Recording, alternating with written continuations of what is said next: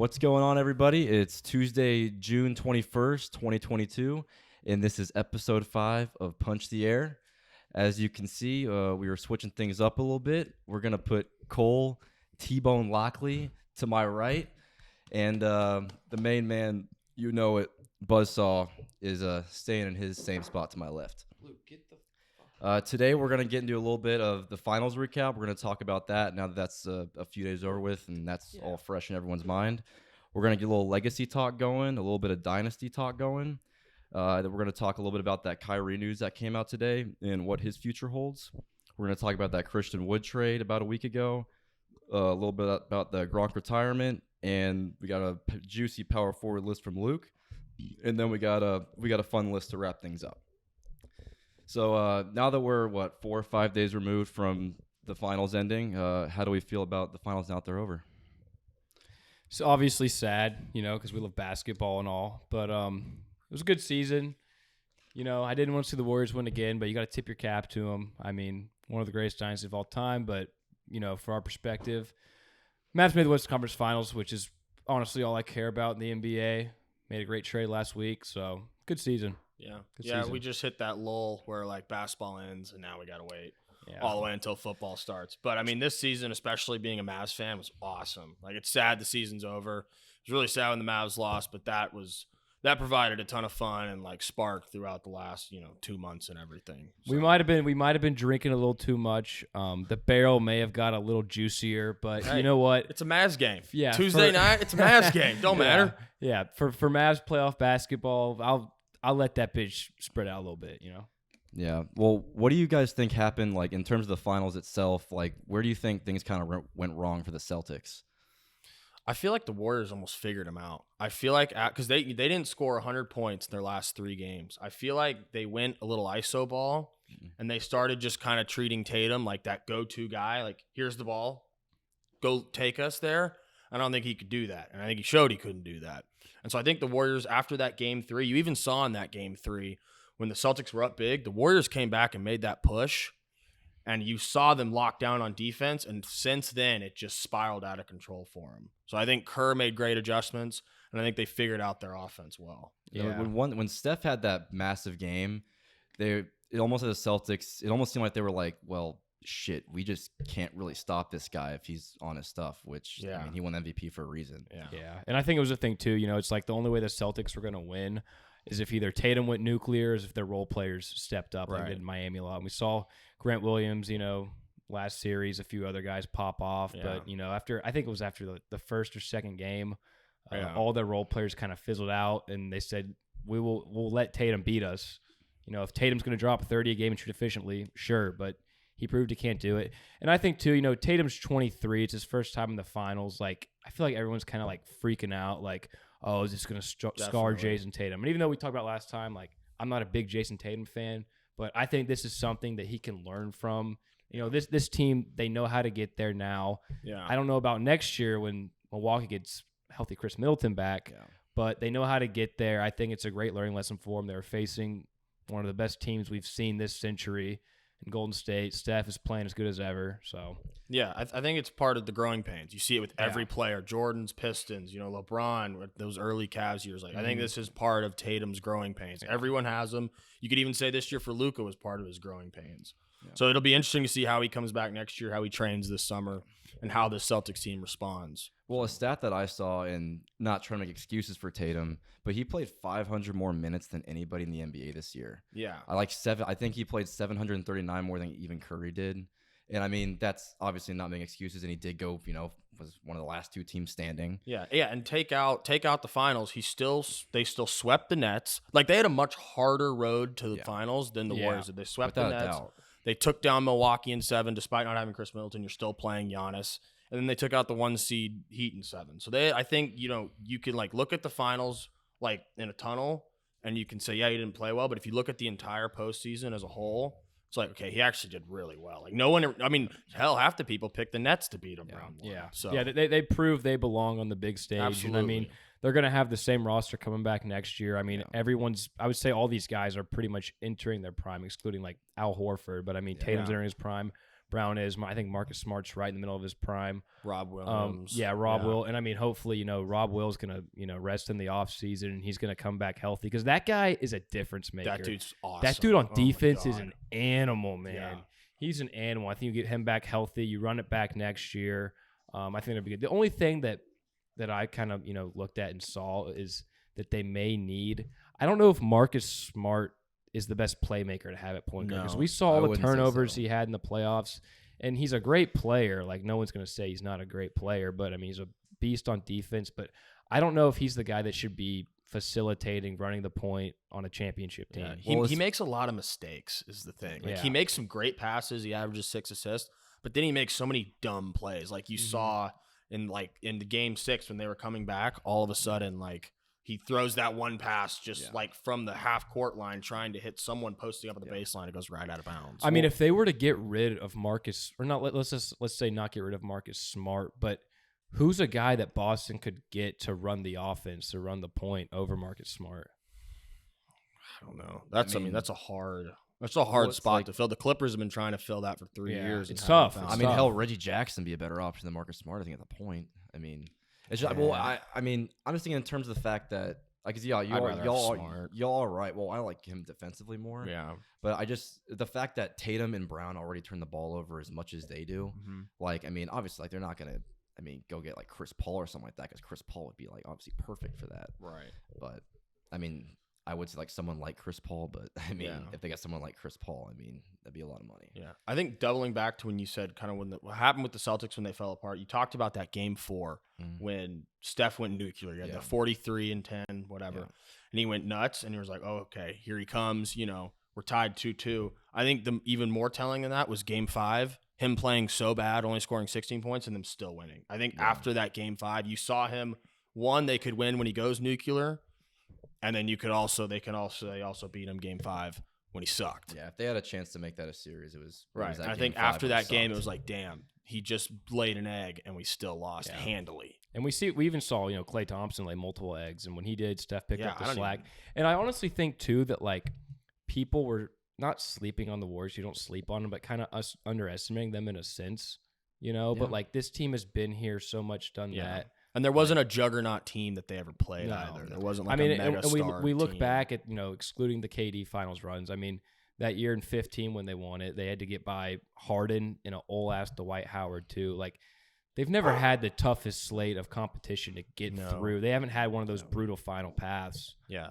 Which you can't discredit them for that because that's not their fault. Yeah, you play who's in front of you. But I think that's a really good point. Like, I've always thought that I don't honestly think this Warriors team is like super good. Like, I know they won the championship. They never got to an elimination game, but it's like that 73-9 Warriors team would have run laps around this team that just won the championship, and they lost to LeBron. Yeah. Like those, like pre KD Warriors, I think we're way better than this team now. But I think the state of the NBA, you see, and I'm so happy for Steph, man, because like I feel like that's been like the one thing he ever said. Oh, well, you haven't won a Finals MVP. Like, and which is dumb. He's the most selfless player out there. Yeah. We even saw it. Like, I think it was the interview right after they won the chip. She's like, so like, how does it feel to win your Finals MVP? And he's like, man, screw that. Like, our team just won a chip. I don't care about the Finals MVP. He's just the most like team guy out there. And I feel like in today's NBA, like that's kind of hard to find, is a guy that selfless and a guy that's like committed to the team. And I love that. I'm a huge fan of Steph. Steph's grown on me. I almost found myself like rooting for the Warriors. Even though like at the beginning of the series I was rooting for the Celtics, I almost found myself rooting for the Warriors as the series went on. I was like, damn, like I kind of want to see him win. I want to see Steph win. I want to see him go off. And like, it's easy. They're hard to root against. I mean, Draymond's not. They are. No, but Draymond's the only guy. Like, we see Klay Thompson too. Like, apparently he's one of the nicest guys in the league. He's never talking shit. He literally just shows up, shoots lights out, goes home, plays stupid defense. ass shit sometimes, and called his fans rude. That was ridiculous. Yeah, that's the point. Yeah, I mean, it's hard to hate. And I know I mentioned to you when we were watching that game too. Like, in the moment, I was kind of like, man, like screw this. Like, this is giving me like Patriot vibes, But like, that's totally wrong. Like, this team, it's different. Yeah, this is like a fun, joyful team. The Patriots was like textbook. This is fun and joyful, and like you hated the Patriots. You hated the Patriots. What it's rare too in like today's NBA, I feel like, is like this team is fully organic. This team, the Warriors draft better than anyone. They develop players better than anyone. They have the best coach. They have the best GM. Like, they just do everything right in every sense of the game. And, like, they're gold standard. They're like, gold standard. Like, you hope to be like them by any stretch of the imagination. Yeah. Like, To win the championship with the team they have, and then to have the young core of Poole, Moody, Kuminga, Wiseman still on the roster is insane. I don't know if we've ever seen a team like that. That's like, we have these older players who have been stars for a while we can win a championship with now, and we also have like a young nucleus that we'd be able to build around for another 15 years. So I think that opens the Warrior window up for 5-10 more seasons. Yeah. If the Bucks have Middleton, and let's just say theoretically they make it here, do the Warriors beat the Bucks if they were to get here? No, I think the Bucks win. Yeah, I think. If the Bucks, I think obviously, like, from back to the Boston thing, like, if you're a Boston fan, like, obviously it's great you made the finals, you had a hell of a run this year, but at the same time you have to look at the competition that's faced out in front of you. And I think we all agree that if Chris Middleton was healthy, they win that series against Boston and go on beat the Heat. I think they go on beat the Heat, and then could have easily beat not easily, but they could have beat Golden State. Yeah. And so I mean, if I was a betting man, I think I saw earlier that that Boston is the favorite right now to win the East going into next year. Really? I would not bet on that. Hell no. I would Absolutely bet on not. I would bet on Milwaukee. I would without too. a doubt. I mean, you never know. The Heat are going to make moves this offseason too if they go get someone like Beal or Dame. Well, yeah, the Heat are going to go all in as well too. If Kyrie they're does not return, Heat aren't getting any younger out here. And if Kyrie does return and they're healthy and they're all playing, I mean, that Nets team's going to be nasty. Well, it's Yeah, Nets are the wild card. Well, it's like if you have a team that can compete for a championship, with how much money these teams are profiting, they're up for a new media deal here in a couple years. Why not go all in? You're making money. No one's losing money here. Yeah. Like, just go into the luxury tax. Who cares? If, Yeah, if you're the Heat, go get Dame. Yeah, why not? And, like, at the end of the day, like, the goal, and, like, I think Draymond Green said it the best, like, our goal is to win.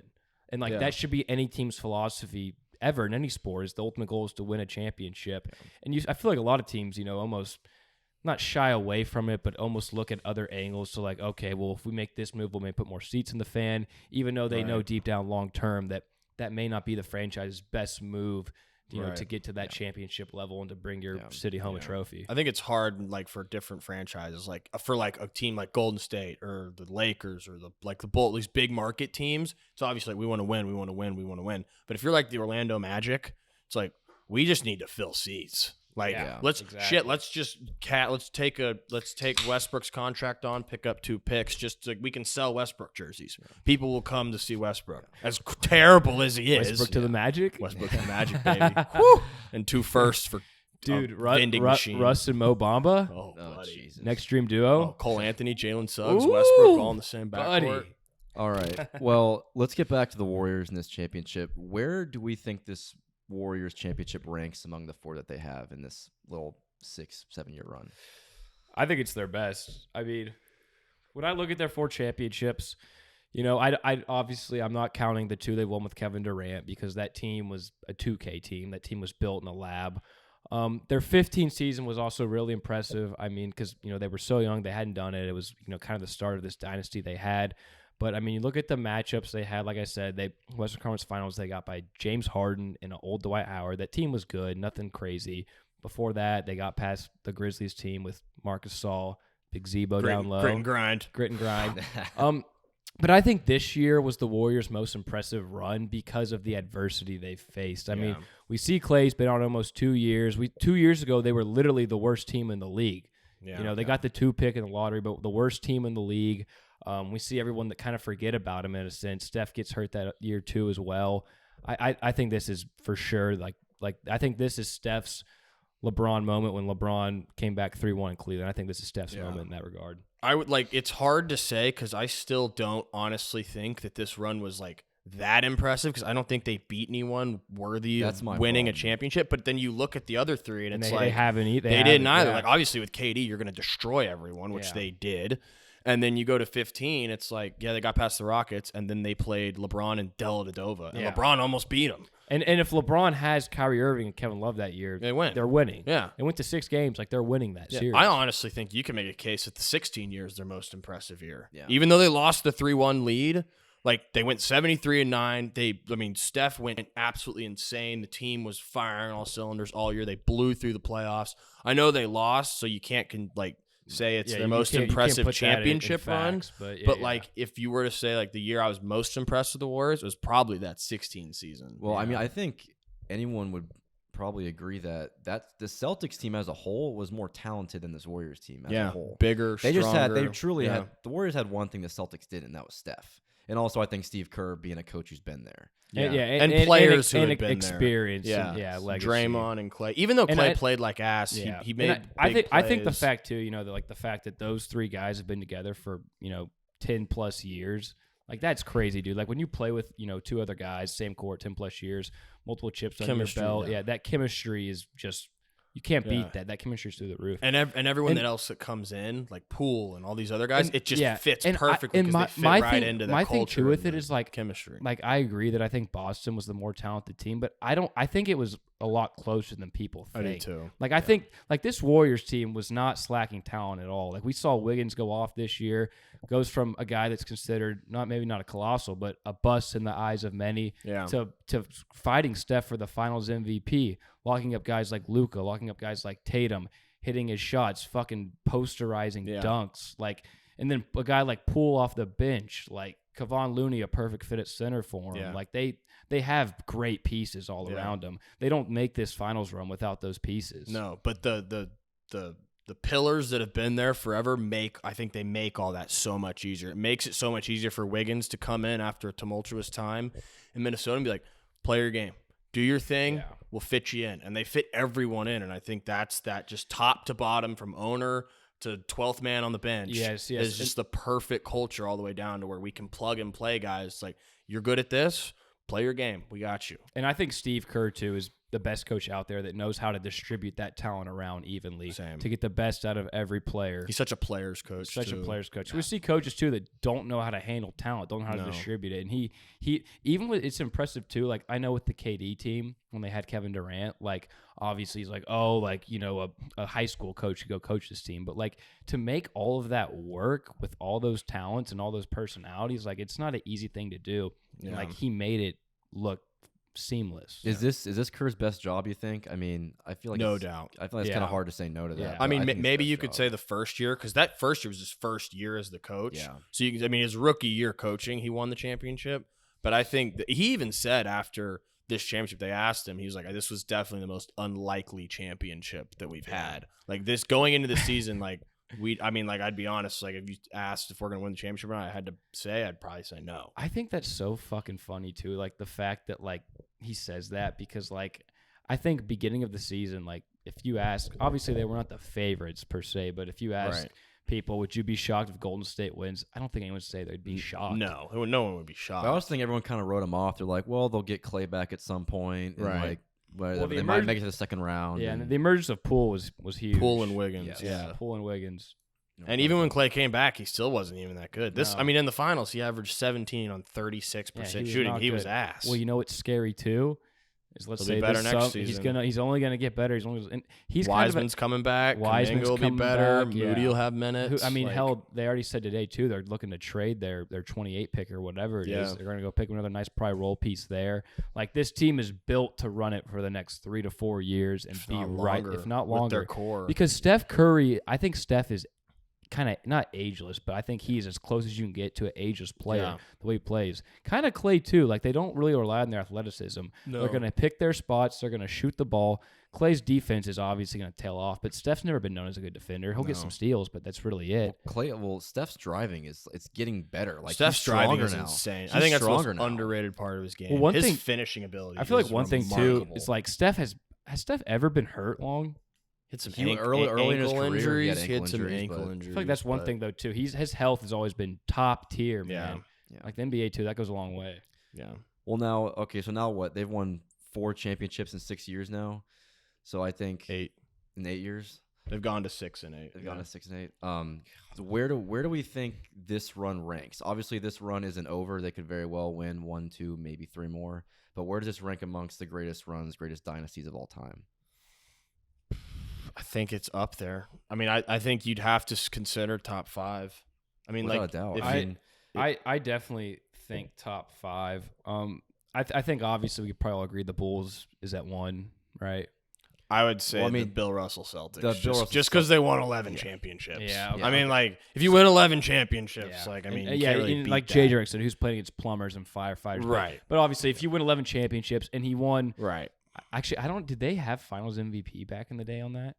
I don't think they did. I don't know. I don't even Good question. I don't even think they declared that award back then. I don't think. But they you did. can't. Yeah, no matter what, even though if he was playing against guys that are shrimps, And they did have like 8 other Hall of Famers on the team, but like they still they like won 11. I mean, they just every year just crapping them out. I mean, I pulled up a few here. I mean, a few to name dynasties. I mean, we got the Spurs from 1998 to 2014 that won 5 championships, which is a great dynasty. I just think the longevity of that, I think this Warriors is more impressive. Just the fact they've done it in the sheer 8 dominance. years. The Same, sheer dominance. 8 years. Like, yes, San Antonio won 5, but it was in a 16-year span. Right.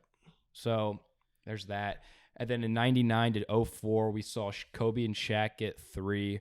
I think Golden State tops that one as well. I think that one was just too short. Is that too short? Do Yeah, you it's too consider that short. a dynasty? So No, it's I do. right on the So what brink. I kind of like said for this, what I consider a dynasty is obviously a team that dominates their sport with at minimum 3 titles. What about years though? Because I feel like getting to the finals also means something too. Like when you dominate your conference too. But I mean, I agree. You have to win probably 3 titles. 3 as well. titles. Yeah, 3 titles. Yeah. But I mean, I consider, it was only 5 years, but they won 3 chips. I consider that a dynasty.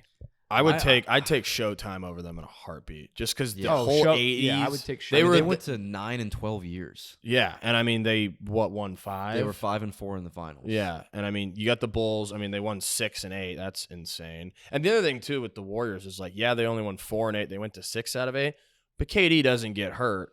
They win 5 out of 8. Yeah. So now you win what? And at that point it'd be 4 and 5 years. Yeah. So because they also won 3 and 5 years and went to 5 straight. You could even microcosm that small run, that 5-year run, and say that's a great dynasty too, not even including this championship. I feel like a dynasty has to be like almost like 6 to 8 years. Like I feel like a dynasty, like it should be something special, not just a 4-5 year run. I think it's like 6 to 8 years of sustained dominance. And that's the thing too. Obviously there's not it's not in Webster's. It's not a definition for dynasty, so it's up to the own individual's interpretation of it. But yeah, beyond that, Boston had their dynasty from 80 to 87 with Larry Bird. They won 3 chips in that. They also probably went to 6. Yeah, I mean, I think just numbers alone, Golden State beats them. They have 4. Yeah, they just got overshadowed by the Lakers. And the thing you kind of said earlier too, the distribution of talent. Obviously, we don't see as talented players back in the 80s as we see now. Right. Even though considering some of these Warriors runs haven't been the most impressive, juggernaut teams they've had to take down. I mean, those KD years. I mean, it was just a walk in the park. It wasn't even fair. It wasn't even fair. I want to give those teams, because everyone shits on those Warriors teams, but it's like when KD went there, it was like, you better just destroy everyone and win the championship every year. And that's literally exactly what they did. Like there wasn't much. They couldn't have done any better. So like it was a weak move. They were way overpowered, but they never faltered either. They literally said, "Okay, we got him. We're going to do exactly what we should do." And I think that's why you praise Steve Kerr in that too. Oh yeah, because that guy just distribution of talent, managing talent, like But yeah, my top 5 dynasties of the NBA, I would say Chicago Bulls 99 or. The top dynasties of the NBA: Chicago Bulls 1990-1998, 6 chips at number 1. The LA Lakers, Showtime 79-89 with 5 chips at 2. At 3, Boston 11 chips with Bill Russell, and then I would put Golden State 4th. I put Golden State from 2014 to now with their 4 chips. Well, the other thing is Golden State's going to keep going too. Who'd you put at 3? My bad. Russell. Yeah. From 57 to 69, they won 11. That's fucking wild. That's insane. Yeah. Now I have them 1 just because of sheer numbers. Like I know the competition was different, but like and that's Dynasty's about domination. That's like there's not a better definition of domination than that. Yeah. Like you can't pick something better. Maybe UConn's winning basketball. And that's why I have the Chicago one at number 1, just because it was in an 8-year span and they won 6 out of 8, and they had the best player of all time on that team, in my opinion, with Michael Jordan. A year and a half of those was without Michael. They still won. They still went 6 for 6 in the finals. Yeah. Now, well, and even when Michael wasn't there, they were still going to the Eastern Conference Finals anyway. Now, what do the Warriors have to do to possibly jump the Bulls for the best dynasty, probably in the modern era, not counting the Celtics one? Win at least 2 more. Yeah, at minimum. And go to at least another 3. I think, at minimum, they have to win 2 more. They'd have to at least tie at 6. But in reality, to jump them, they got to win 3 or more to jump them. Yes. Yeah. I think it also has to be consecutive. Like, I don't think they could have like a 3-year hiatus and not get back to the finals. And then let's say when Steph's 38 and in 3 years they go back and maybe win one. And then they win another one with the age, Curry's 34 now. So 34. If that was to happen, they're going to win consecutive ones. Right. So I think to jump them, they got to win at least 3. But even then, I think there's still an argument because of the fact what Chicago did in 8 years. Because if let's say Steph wins 3 more, right? That's probably spanning over at minimum 5 more years. Yeah. By that time, this dynasty is how old?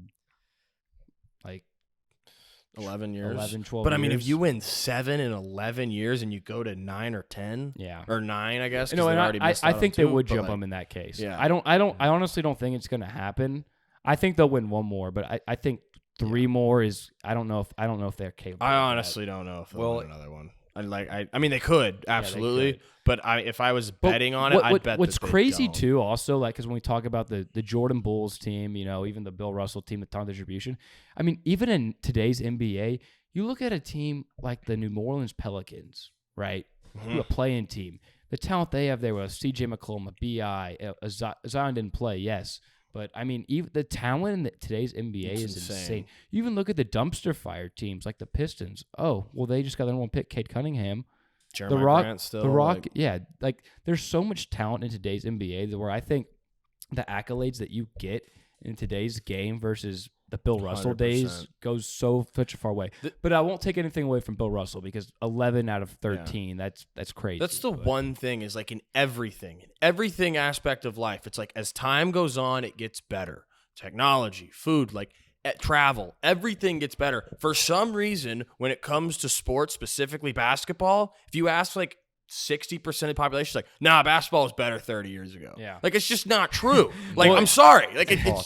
It's not something different than everything else. Basketball is better today. It's just a fact. I totally agree with you. And that's because everyone gets stuck in their ways. Yeah, I know. And that's why you ask any individual that is 40 plus years old who the GOAT of in the NBA is, they're going to tell you Michael Jordan. Of course. And if you ask most people that were born in 2000 plus, they're going to tell you LeBron because it's all about who you watched in live in person, who was the guy you grew up watching. There's also still plenty of people. That's just human nature. There's still plenty of people that would pick LeBron over Jordan too. Even people that watch Jordan. Oh, I know, but I'm just saying. And there's plenty of people, but there's also plenty of people that were born in the last 20 years that picked Jordan too. Yeah, it's even.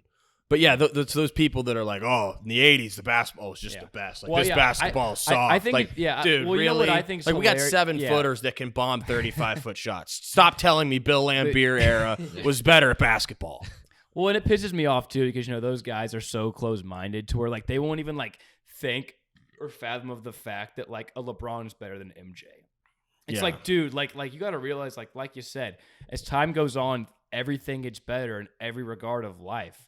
20 years from now, there's going to be probably another LeBron James. It'll be like a 7-5 Manute Bol just bombing 40-foot threes probably. And we'll probably say LeBron's the GOAT because that's who we grew up watching. But the guys in 20 years, they'll be like, oh, this guy would eat LeBron's fucking cake all day long. It doesn't matter. It's all the era. Also, the Jordan-LeBron debate's coming very soon. Get ready. Buckle up for that one.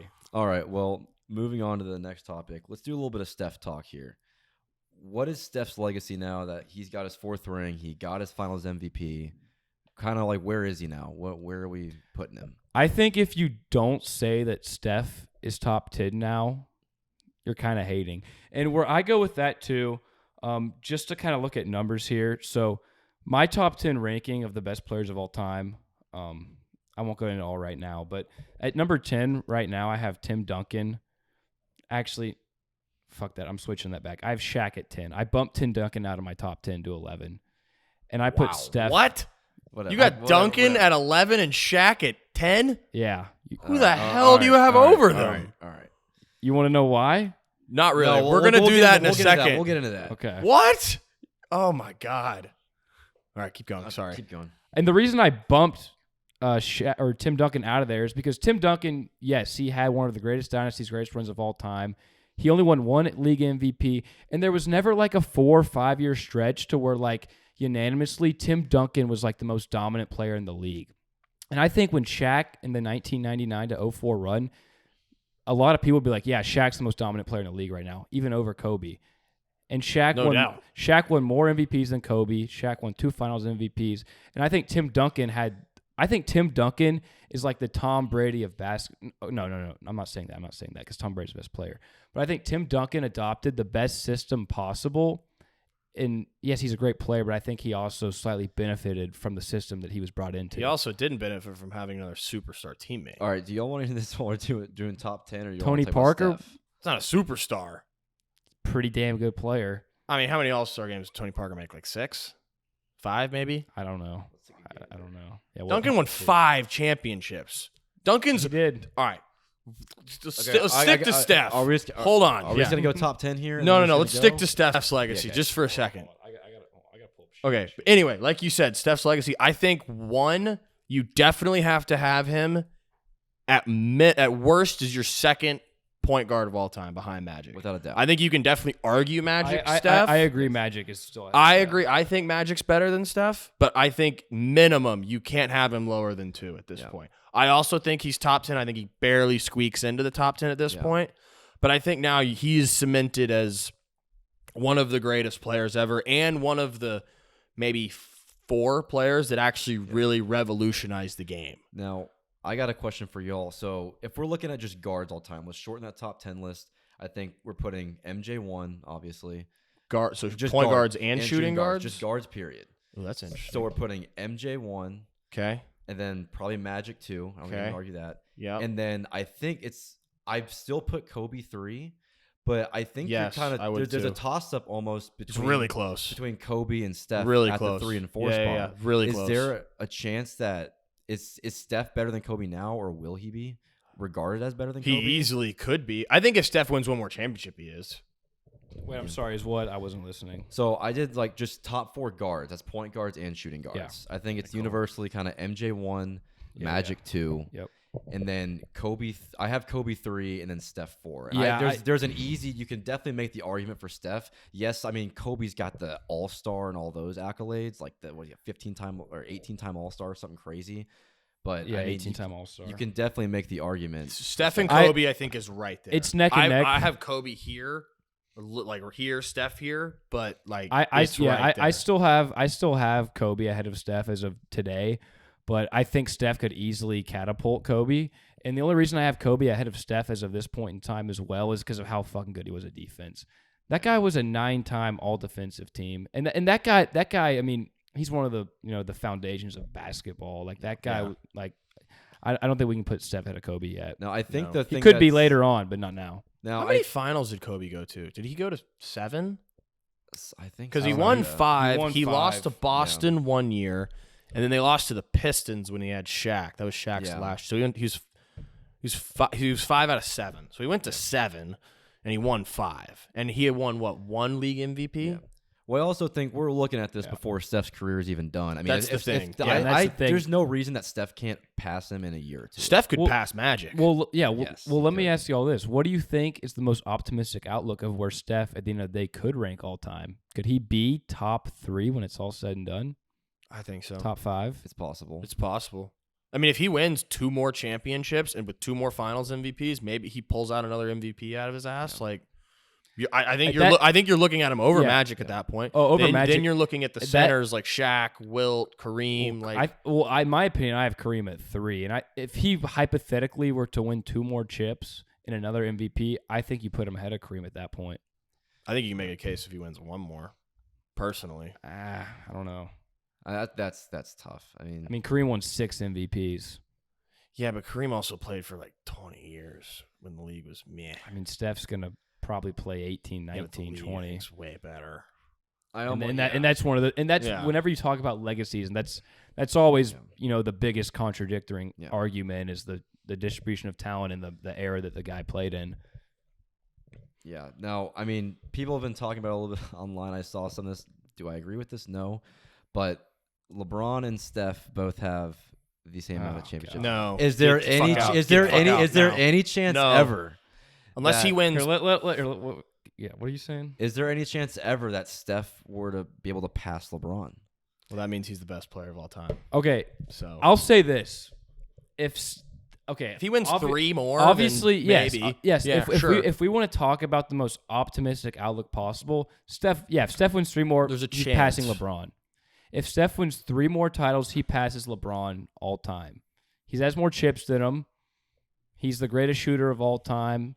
Arguably, at that point, it would be the best dynasty of all time. If he won 3 more chips, he would be greater than LeBron. I think he'd be the GOAT at that point. Yeah, I think over MJ. Yeah. But that's not going to happen. Yeah. If that happens, I'm going to go buy a lottery ticket if that happens. Yeah. All right, then just kind of something I was pondering, just kind of a vague question here. But is Steph like the easiest superstar to play with in terms of you look at all the superstars? I like that question. Yes. Like I mean Tim Duncan's probably the closest thing in terms of superstars and being easy to play with. Yeah, I think he is, because I think he's one of those rare superstars to where, like, when he had KD, for example, he doesn't try to take the show. He knows when he has guys that have ultra talent, he doesn't care to defer to them. And that's so valuable, like we've seen guys like Kevin Durant or LeBron, like they may have the talent, but like they're almost like scared or shy to defer to other guys because they want to be the big dog. Steph is the most selfless player of all time. I believe he is. Yeah, I think for sure for 2 reasons. One, the personality, like he's able to defer to other people. Team guy. He'll put, like, if someone else wants to go off, he'll let him go off. It's no big deal. I think the second thing is the gravity that he pulls you on defense. Like his just presence on the floor makes it so much easier for other players to just ball out because everyone has to focus on him. You have to double off every screen. You have to pick him up immediately. So not only does he like allow your co-star to just, do whatever he wants, he also commands so much attention that so many other guys can get so many great shots. Yeah. And that's why KD was just ungodly for those 3 years. Like it was just and that all boils down to why Steph is the greatest shooter of all time. And I think that is what's going to catapult his legacy even more, because like in today's NBA, how he changed it is because of his shooting ability. Yeah. And the future of the NBA is 3-point shooting ability. Yeah. Like, and he created that. He made that a thing. Yeah. Well, it's like when Draymond said on his podcast like a week or 2 ago, he's like, when we had KD, they doubled Steph 7 times more. I don't know if 7 times more is accurate, but like the gravity that Steph pulled the defense was more than KD. So like, even though they were on the same team, and I think anyone watching those teams would say KD was probably the better player on those teams, it was still like the defense's main objective, do not let Steph Curry bomb 15 threes. So like that allows everyone else to really eat and play their game. Well, and going back to your point, Cole, like how many superstars now or in the past would have accepted KD on his team and been like okay with it? Not a lot. None. Like literally none. Like none. Like maybe back to Tim. Maybe Duncan, Magic. And that all boils back to I can see Magic. And that all boils back to what the heart of the Warriors, Draymond says is like all we fucking care about is winning championships. Yeah. And so many guys in today's NBA get lost in the media, in the fame, the glory, all this, and like being the guy. Yeah, being the guy. And like all Steph cares about in this nucleus is winning championships, which is the most important thing that any great sports team should care about. Yeah. And I think like going back to Kobe a little bit, I mean, this is my own personal opinion. Like that's part of the reason I might take Steph over Kobe is because I know you put Steph on any team in any era, he's going to play good. And Kobe was definitely not the most efficient player. No. Well, it's also Kobe could never take a backseat, and I mean, there's obviously he took one to Shaq, but he was young. Kind of, yeah. But I think there's obviously the wide gap with Kobe defensively. Yeah. But I mean, the attention that Steph brings on offense, just what he can do is. I don't know if we've ever seen anyone. Could you make an argument that Steph, not the greatest overall player, but the greatest offensive player of all time? Yeah, I was about to say, honestly, has there ever been a player that like the defense has to focus on more, like entire game plan is built around more? So, bro. And like we've even seen it like in these past playoffs, like multiple pictures of like guys pulling quick reels, and there's like 3 defenders all honed in right on Steph, and then you got Clay and you got Wiggins just standing there wide open. Yeah, like that goes such a long way. Exactly. Like I think I don't know why I keep going back to Tom Brady, but like keep going. Well, I was gonna say Cole touched on it primarily a little bit there, but Let's go. Where does what do we all have as our top 10 rankings here? All-time NBA. You already led this puppy off with Duncan at 11. Yeah, so you got to rip start. it. All right. So my top 10 all-time NBA players goes as follows. At number 10, I got Shaq. At number 9, I got Steph Curry. At number 8, I got Wilt Chamberlain. At number 7, I got Kobe Bryant. At number 6, I got Larry Bird. At number 5, I got Magic Johnson. 4, Bill Russell. 3, Kareem Abdul-Jabbar. 2, LeBron James. And number 1, the GOAT, Michael Jordan. Luke? Wait, where'd you have Bird? I had Bird at 6. Who was 5 and 4? 5 was Magic. 4 was Bill Russell. Okay. You don't have Tim Duncan in your top 10? I have Timmy D at 11. That's disrespectful. Why? Why is it disrespectful? He won 5 championships. He was the best player. He adopted the best system of all time. Well, okay, systems. Hold on. Systems are so much different in basketball than they are in football. Like, I get their systems, but, like, a system in football is a really big deal. Basketball, like, it's basketball. At the end of the day, it's 5-on-5. Go get a bucket. Okay, like, but I don't think the this system argument holds water. If there's a coach that is the Bill Belichick of basketball, who is it? Pop. Yeah, Pop. But coaches don't have the same impact in basketball. Maybe Phil Jackson. I mean, or Phil Jackson, Red Auerbach. Like I think Pat Pop's Riley. the best coach of all time. And Tim Duncan, you can't say he didn't have talent around him. He had Tony Parker and Manu Ginobili. Like that was a nucleus. That man came in as a rookie. That was a nucleus. He came in as a rookie, played with David Robinson, who was like an 8-time All-Star at the time and was the best player on the team. Immediately won a championship. I think there has to be. Let me ask you this: if you put Shaq, let's say we switch roles. If you put Shaq in Tim Duncan's spot, he gets drafted by the Spurs. Shaquille O'Neal does. Does he win 5 chips? Because he won 4. I elsewhere. I honestly don't think so. No, because I don't think he holds so. up. No, because okay, I guess because of the times to where the modern. Well, because Duncan won in faltered 99, a little bit, 03, 05, 07, and 14. So you can take the 14 out. He still won 4 in 8 seasons. Let's not you can say the whole 16. He won his 5. He won 4 and 8 though. And beyond that, the system thing I'm saying here is why I have Shaq ahead of Tim Duncan is because, like I said, in that 5-year stretch, you make the argument. Probably the top answer is who's the most dominant guy in the league for that 5-year span. It was Shaq. And I don't think in any 5-year span of Tim Duncan's career, most people are not going to say, yeah, Tim Duncan's the most dominant player in the league now. But never was Kobe Bryant either. He was never the most dominant player. Magic Johnson was never the most dominant player. Well, because he had LeBron James in the league, who's your GOAT. But dominant's different. That's not that's why I have dominant. I view dominant the same as best. No. Dominant best player in that 5-year span, Shaquille O'Neal. Then Shaq's the best player ever because Shaq's the most dominant player ever. No. I'm not saying that because Shaq was strictly reliant on his physicality and being a beast. And in that 5-year span, his athletic prime from 99 to 04, he was the best player. Yes. And he had won 4 chips. Yes, 1 less than Duncan. 1 MVP, same as Duncan. It's only the 1 chip that you can make the argument that Duncan's better than Shaq. Yeah. But he also is better for much longer. His stats are better. He held up much longer, and he didn't play with a guy like Kobe. His best player was Tony Parker most of the time. Okay, and there's a massive gap between Tony Parker and Kobe. Would you rather have Tony Parker and Manu Ginobili or Kobe? Well, in a a tunnel. For your team to win. For your team to win, who would you rather have? Okay, you're also taking off all the other players on those Laker teams. Let's give me Robert Horry, too, with Kobe. You're going to give me Karl Malone with Kobe? There's other players on those teams that were good. It wasn't just Kobe and Shaq. There are good players on both sides. Of course, but you can't just say Kobe or these 2 guys. Both those teams were juggernauts. I'm saying those were the staples. Those were the staples holding those championship nucleuses together. Yeah, Kobe and Shaq, and then Tim, Tony, and Manu. Yeah, okay, but there's a difference in having a team. And yes, Kobe's better than Tony or Manu, obviously. I think you can make a case like the Bucks could be like the Spurs, but Kobe and Shaq, those are 2 of the best players ever. That's Magic and Kareem. That's different than having Giannis, Middleton, Drew Holiday, which I think you could sort of make the comparison. That's Duncan, Parker, and Ginobili. That's a very optimistic outlook for Middleton. Ginobili was a 6-man. It's not like Ginobili was averaging 20 a game. I think you're sleeping on Tony Parker. Tony Parker. I'm not sleeping on Tony Parker. I hated Tony Parker. He killed the Mavs all the time. But it's not like Tony Parker was ripping everyone apart. He averaged, 18, 19 a game? He was the engine of that offense. And then Duncan was the engine of the offense. I mean, he's the one that's setting everything up. But is Rondo. But I also throw in team. the fact, too, that they have Popovich.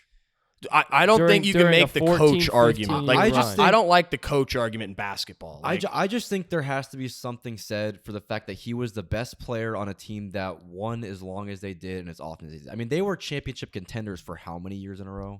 I mean, they were championship contenders for 15 seasons. And at the same time, he was the best. We're player. arguing a 10 versus 11 ranking.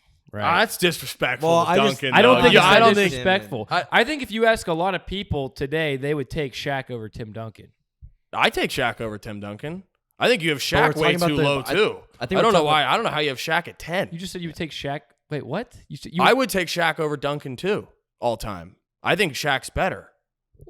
You just said you have Tim Duncan ahead he's got of them Shaq. both higher. No, I have them both higher. Oh, okay. Shaq's higher than Duncan on my list, but Duncan's definitely in the top 10. Okay. Yeah, I do think Shaq's better. Okay. Well, we got that. I'll go on. Oh, I got to piss real quick.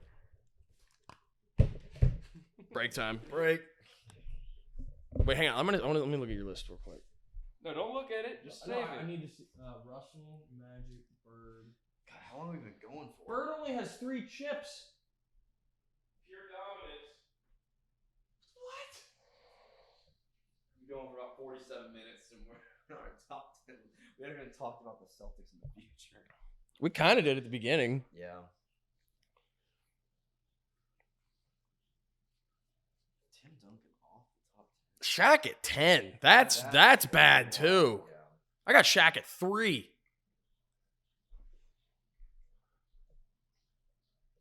Did you make a top 10 list? Yeah, I'm putting Bill Russell just because I feel like I have to. I don't want to put Russell. I don't want to put Russell or Wilton. I don't want to do either.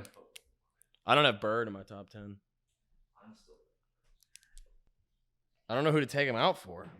That is the hard. Like, the only people would be Kobe or Steph.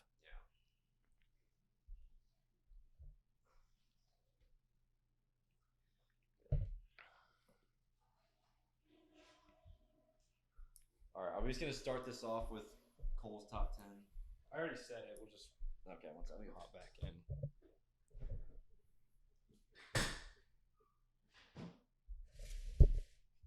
The Tim Duncan disrespect. He wasn't as good as Shaq in Shaq's prime. Yeah, Shaq's awesome. Shaq's better than 10.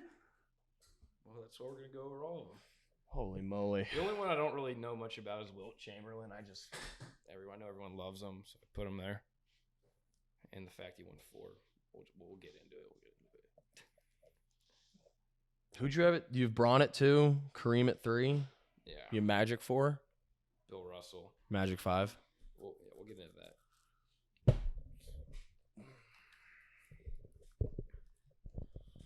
All right, piss break over. Cole, continue your top 10. All right, yeah. So like I said, I had Shaq at 10. I have Steph at 9. At 8, I had Wilt Chamberlain. At number 7, I had Kobe. 6, Bird. 5, the Magic Man. 4, Russell. 3, Kareem. 2, LeBron. 1, MJ. What else you got for me?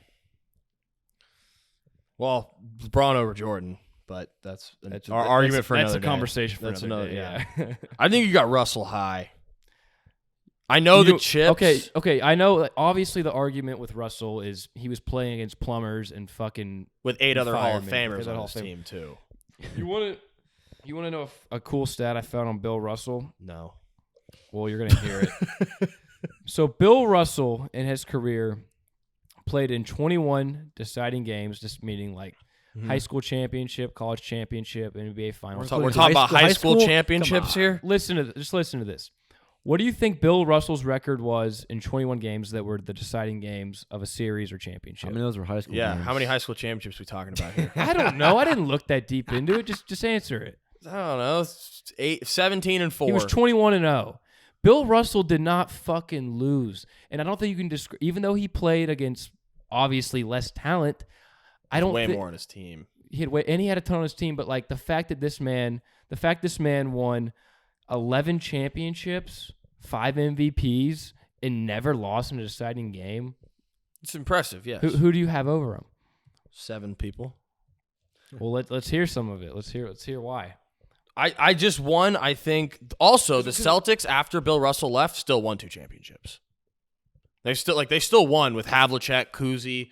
They won with all those guys after Russell left, even against the Lakers. Still, that team. I know there's a stat. There's like 8 or 9 Hall of Famers on that team. Like their 9th guy off the bench is in the Hall of Fame.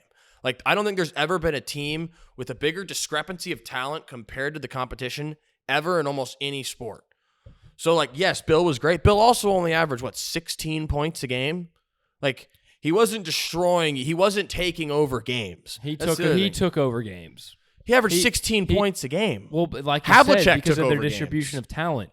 And, like, that guy, I have him at 4 because he is literally – you can make the argument Bill Russell is the biggest winner in any sport ever. He probably is. Absolutely. Yeah. 11 championships, 5 MVPs, 21-0 in any deciding game of a championship or a series. Including high school. Yeah, we got high school games in there, man. Let's throw that stat out. I get it. I'm not it's throwing impressive. that stat it's out. impressive. Like that guy is the definition of a winner. And I know he played he played a long time ago. Sure, but, so is Robert Ory. Like Robert not Ory won on 7 that championships. No, obviously not on that level. Not that level. No, I understand that. But like there are winners in all sports. The fact is he averaged 16 points a game. And he had God knows how many other Hall of 16 Famers points on a his game. team. What were the point per game average in the league that year? I have no A lot lower than Jesus, now. I couldn't even. Actually, no. I don't think they were. No, there's a lot more points now. No, there's not Look that actually. up. No, the high. No, in Look the that up. I think the 80s had the highest points ever. Like the average His points. domination was not in the All right, 80s. what should I'm what should not I even look saying up? it's in Average the points 80s, per I'm game saying- in the 80s, 60s. No, in the 60s. Yeah. Yeah, versus today. I mean, it's still probably like 98. And today's like what, I wanna say- 110? no one shot threes back then. I want to say it was a lot lower. Don't quote me on it, but Average points per game in So per game, the Celtics averaged 124.5 points per game in 1960. what did the league average? 124. No, the Celtics average. What did the Because league they were that good. And he What only did the scored league 16. And that's why I say, Without too, him, they you- would've had you look- 108. You look at their distribution of talent. Like you said, they have 9 all-stars. But who was the chief commander of all those championship teams? Bill Russell. Exactly. Sure, yes. Without him, they score 108 points a game. Do they win? They don't win 11 without him. They probably still win 6. They won 2 without him after he retired. Okay, so if you're making that argument, then that's a single player for the cause of 5 championships. I think that alone should be top 4 worthy. When the team is that good and you're playing against another team in the Lakers with Chamberlain, Elgin Baylor, Jerry West, they probably win a lot more if Bill Russell's not there. That's true. They still probably win 8 championships, 6 to 8 championships. So Bill Russell's in my top 10. I just think 4 is a little high. So it looks like Teach his own. I'm just moved up 5 years, but 1965, the average, like the Lakers averaged 116 points per game. See, they average. I knew they averaged more points back then because the defense was fucking But you're terrible. going by a single team. I was saying the league average. I can't find the league average. I'm sure it's not that much different. Like, It's got to be a lot lower. how much lower do you think it is? They're still playing against Probably each other. significally because that's You think an the rest of the 11-time league's champion. averaging like 90 points Okay, a game? And they're averaging everything 120. everything I'm seeing here is basically between like 100 and like 112. Yeah, it's not that different. Like their team was amazing. Bill Russell's in my top 10. Okay, let's go. Yeah, let's go to your top. Okay, 10. my top 10. Steph squeaks in at 10. Kobe, we got at 9. Big Bad Bill Russell, 8. Timmy Duncan, number 7. Wilt Chamberlain, number 6. Kareem Abdul-Jabbar, number 5. Magic, 4. Shaq at 3. Jordan at 2. LeBron at 1. What do you think? So you don't have Larry Bird in your top 10? No. I had to leave someone out for Steph, and he only won 3 championships. Like, I get it. Like, Larry Bird only won 3 finals and 3 MVPs, but I think he only played 13 seasons, though. We saw Larry play 11, 12 seasons of pure dominance, and then his body gave out on him. Mm-hmm. What if Larry Bird plays 18, 19, 20 seasons like these other guys on that list? Then he'd be higher on the list. But I took Bird off to put Steph on. Bird's at 11. I think Larry Bird's a better player than Tim Duncan all time. Probably talent-wise. Yeah. But, I mean, pure dominance of the sport for an extended period of time, Duncan's better. I mean, you can do the Larry Bird short term, and you can do the Duncan short term. If you take Duncan's 8 years, he won 4. You can take Bird's best 8 years, and he won 3. And then you can add Duncan's 5th championship. Oh wait, so top. you have Magic ahead of Kareem? Yes. Why?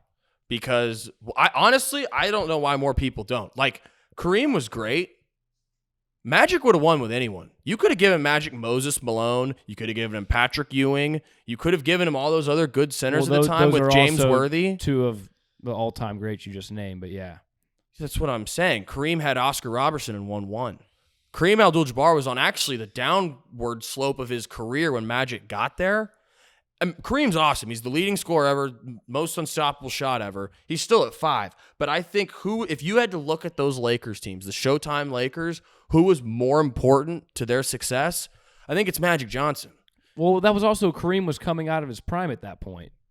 He was still like 30, and that's even a bigger. Yeah, and that's not Kareem's prime. Yeah, you know who he played with before that? Oscar Robertson. And he won 1.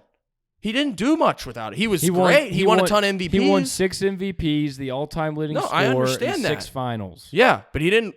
Yes, with Magic Johnson. He needed Magic to get him there. He wouldn't have done that without Magic. Well, how many would Magic have won without Kareem? If he had another good center on his team, like if he had an Oscar Robertson level center on his team, like Moses Malone, he probably still would have won 5 with those Lakers teams. Okay, well, let's not name another all-time great. Let's just say an above-average center. How many is Magic winning? No, but we have to compare it to what Kareem had when we're comparing the two side by side. Kareem had Oscar Robertson. We can't just say we'll give Magic a crappier player. We want to give him someone of his level on the team he was on. He still wins probably 4 or 5. But at that point, you're naming Patrick Ewing. That you're still naming one of the best players ever. Oscar Robertson's better than Patrick Ewing. No one's going to argue that.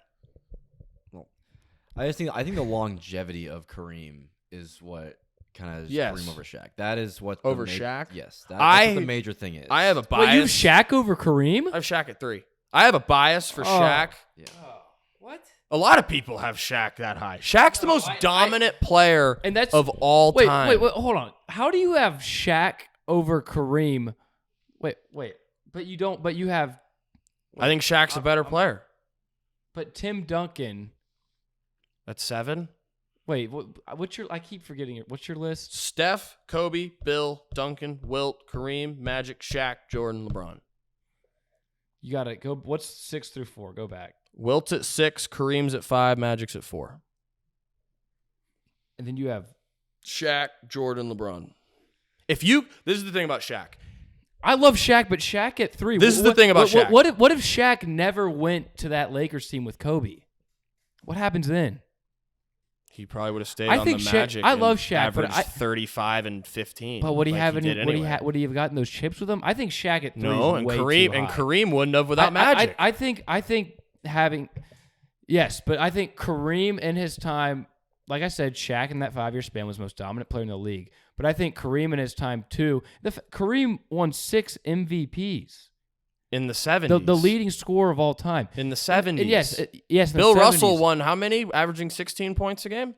This is the 70s. Bill Russell won 5. Averaging 16 points a game. And that's why, like, this argument, like, the era of time which the player played in is obviously up to interpretation for anyone. Yeah, and for my list, I interpreted a lot, and that's why he's there. Shaq, if I could have one player for one season, any player at their apex peak, I'm taking Shaq over any LeBron, any Jordan, any Bill Russell, any player ever. If you gave me 2000 Shaquille O'Neal, I would pick him for one season over any player in the entire league. What? He's the most dominant force the game has ever seen. I think that kind of depends on what era we're talking about. Because we're playing by threes now. I think Shaq I understand how dominant he was, but I mean we're playing by threes now, so I don't know if obviously he'd be a fucking stud. Outside of the Warriors championship last season, the last 2 championships were won by Giannis and LeBron and Anthony Davis.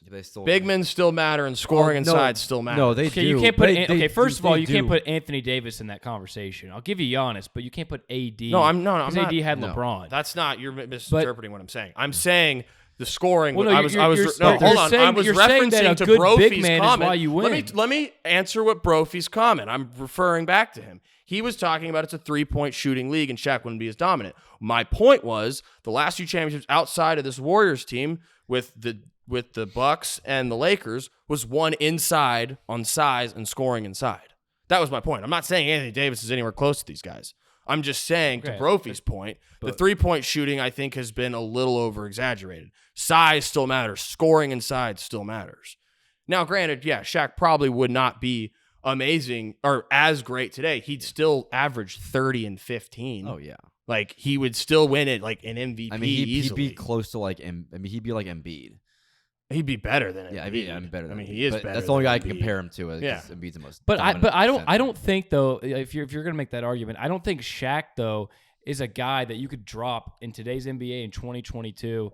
Obviously, you could build around him, but I don't think he's the most ideal candidate that you could build around in today's game. I'm talking about any time. I'm just saying. You're saying you could drop him in today's game. No, I never said that. Brophy said that. That's what I thought. That's not what I said. I didn't say that. Said. I just said if I could have any player for one game, one season, whatever, any point, give me 2,000 Shaq for one game. Or one season, whenever whatever. you make that argument, are we talking about just the 2000 season? I don't know. I'm not going that in Shaq depth. in 1960 or in 2022. No, I'm not going that in depth. I'm just saying the most dominant player ever. If I could have someone's season, someone's apex peak for 1 year, I want Shaq's. Then that brings me back to I'm not saying which era or whatever. You don't have Tim. Okay. I'm not just like picking an era to drop. I'm just saying one season, one player. Give me 2000 or 2001 Shaq. That man averaged 38 points and 16 rebounds in a finals. Where did you have Steph again? He averaged 38, 16, and 4 blocks in a finals. He's the most dominant player ever. Where did you have Steph again? 10. Like Kobe at 9. For my list, who did you kicked out? Bird, right? Was that the only Bird's difference? at 11 for me. Bird's awesome. I love Bird. Bird's resume, I don't think stacks up with anyone else's on here. The only one you can make a case is Wilt, but Wilt's just complete dominance of individual stats are insane. Okay, so Larry Bird obviously had talent around him, but he never had, a 1B like Shaq or like Kevin McHale. Kevin McHale averaged like 20 and 12. I mean, he compared to Kobe or Magic, though. He hasn't had a guy like that with them. Kevin McHale's a great player, but he's never had someone that's beyond dominant. I mean, let's talk about that whole Celtics team. They had Robert Parrish, who's a Hall of Famer. They had Sidney Moncrief, who's a Hall of Famer. They had Kevin McHale, who's a easy Hall of Famer, who averaged, I think he's on the top 75 they said he was list. the best power forward before Tim yeah, Duncan. they had Bill Walton as a six-man. If you're going to make the argument then of, not a dominated player by the Batman and a bunch of good pieces, then that's why I go back to my argument of having Tim Duncan at 11. Yeah, but Duncan won 5. And Larry won 3. And if you Larry only played 13 seasons. Okay, and Larry's apex. If Larry plays 20 like Duncan, he probably has 5. Yes. Okay. So that didn't happen. So we're gonna throw that out because his body gave up on him, which didn't happen with Duncan. So if you want to do the short term, we'll take the best 8 years of Bird and the best 8 years of Duncan. Duncan still won 4. Bird still won 3. Bird was more dominant though. That can go back and forth, but like the stats and I think the pure level of skill on each player, you have to remember, Duncan got like a quadruple double with blocks a few times. He was the best defender in the league too. Like Bird was never a defender. I love Bird. Bird's at 11, and like I had Bird in my top 10. I put Steph in over him. Bird's right there, but like just like pure dominance of the sport, long term and short term, Duncan has him. The only thing you could say about Bird is the MVPs. That's it. He had 3. Yeah. Tim had 1. Yeah. All right. Well, I'm gonna go ahead and go. Hold on. Say your list just quick one more time. All right. Number 10, got Steph Curry. Number 9, Kobe Bean Bryant. Number 8, Big Bill Russell. Number 7, Timmy D. 6, Wilt Chamberlain. 5, Kareem Abdul-Jabbar. 4, Magic Johnson. 3, Shaquille O'Neal. 2, Jordan. And number 1, LeBron James. All right. So I'm just going to say right off the bat, I got Wilt out. I got Wilt 11 honorable mention. I'm fine with that, honestly. Just because of the 2 chips. Yeah, but, that's fine. I got Larry Bird 10. I got Steph 9. Bill Russell 8. Tim Duncan 7. Kobe 6, Shaq 5, Magic 4, Kareem 3, MJ 2, and LeBron 1.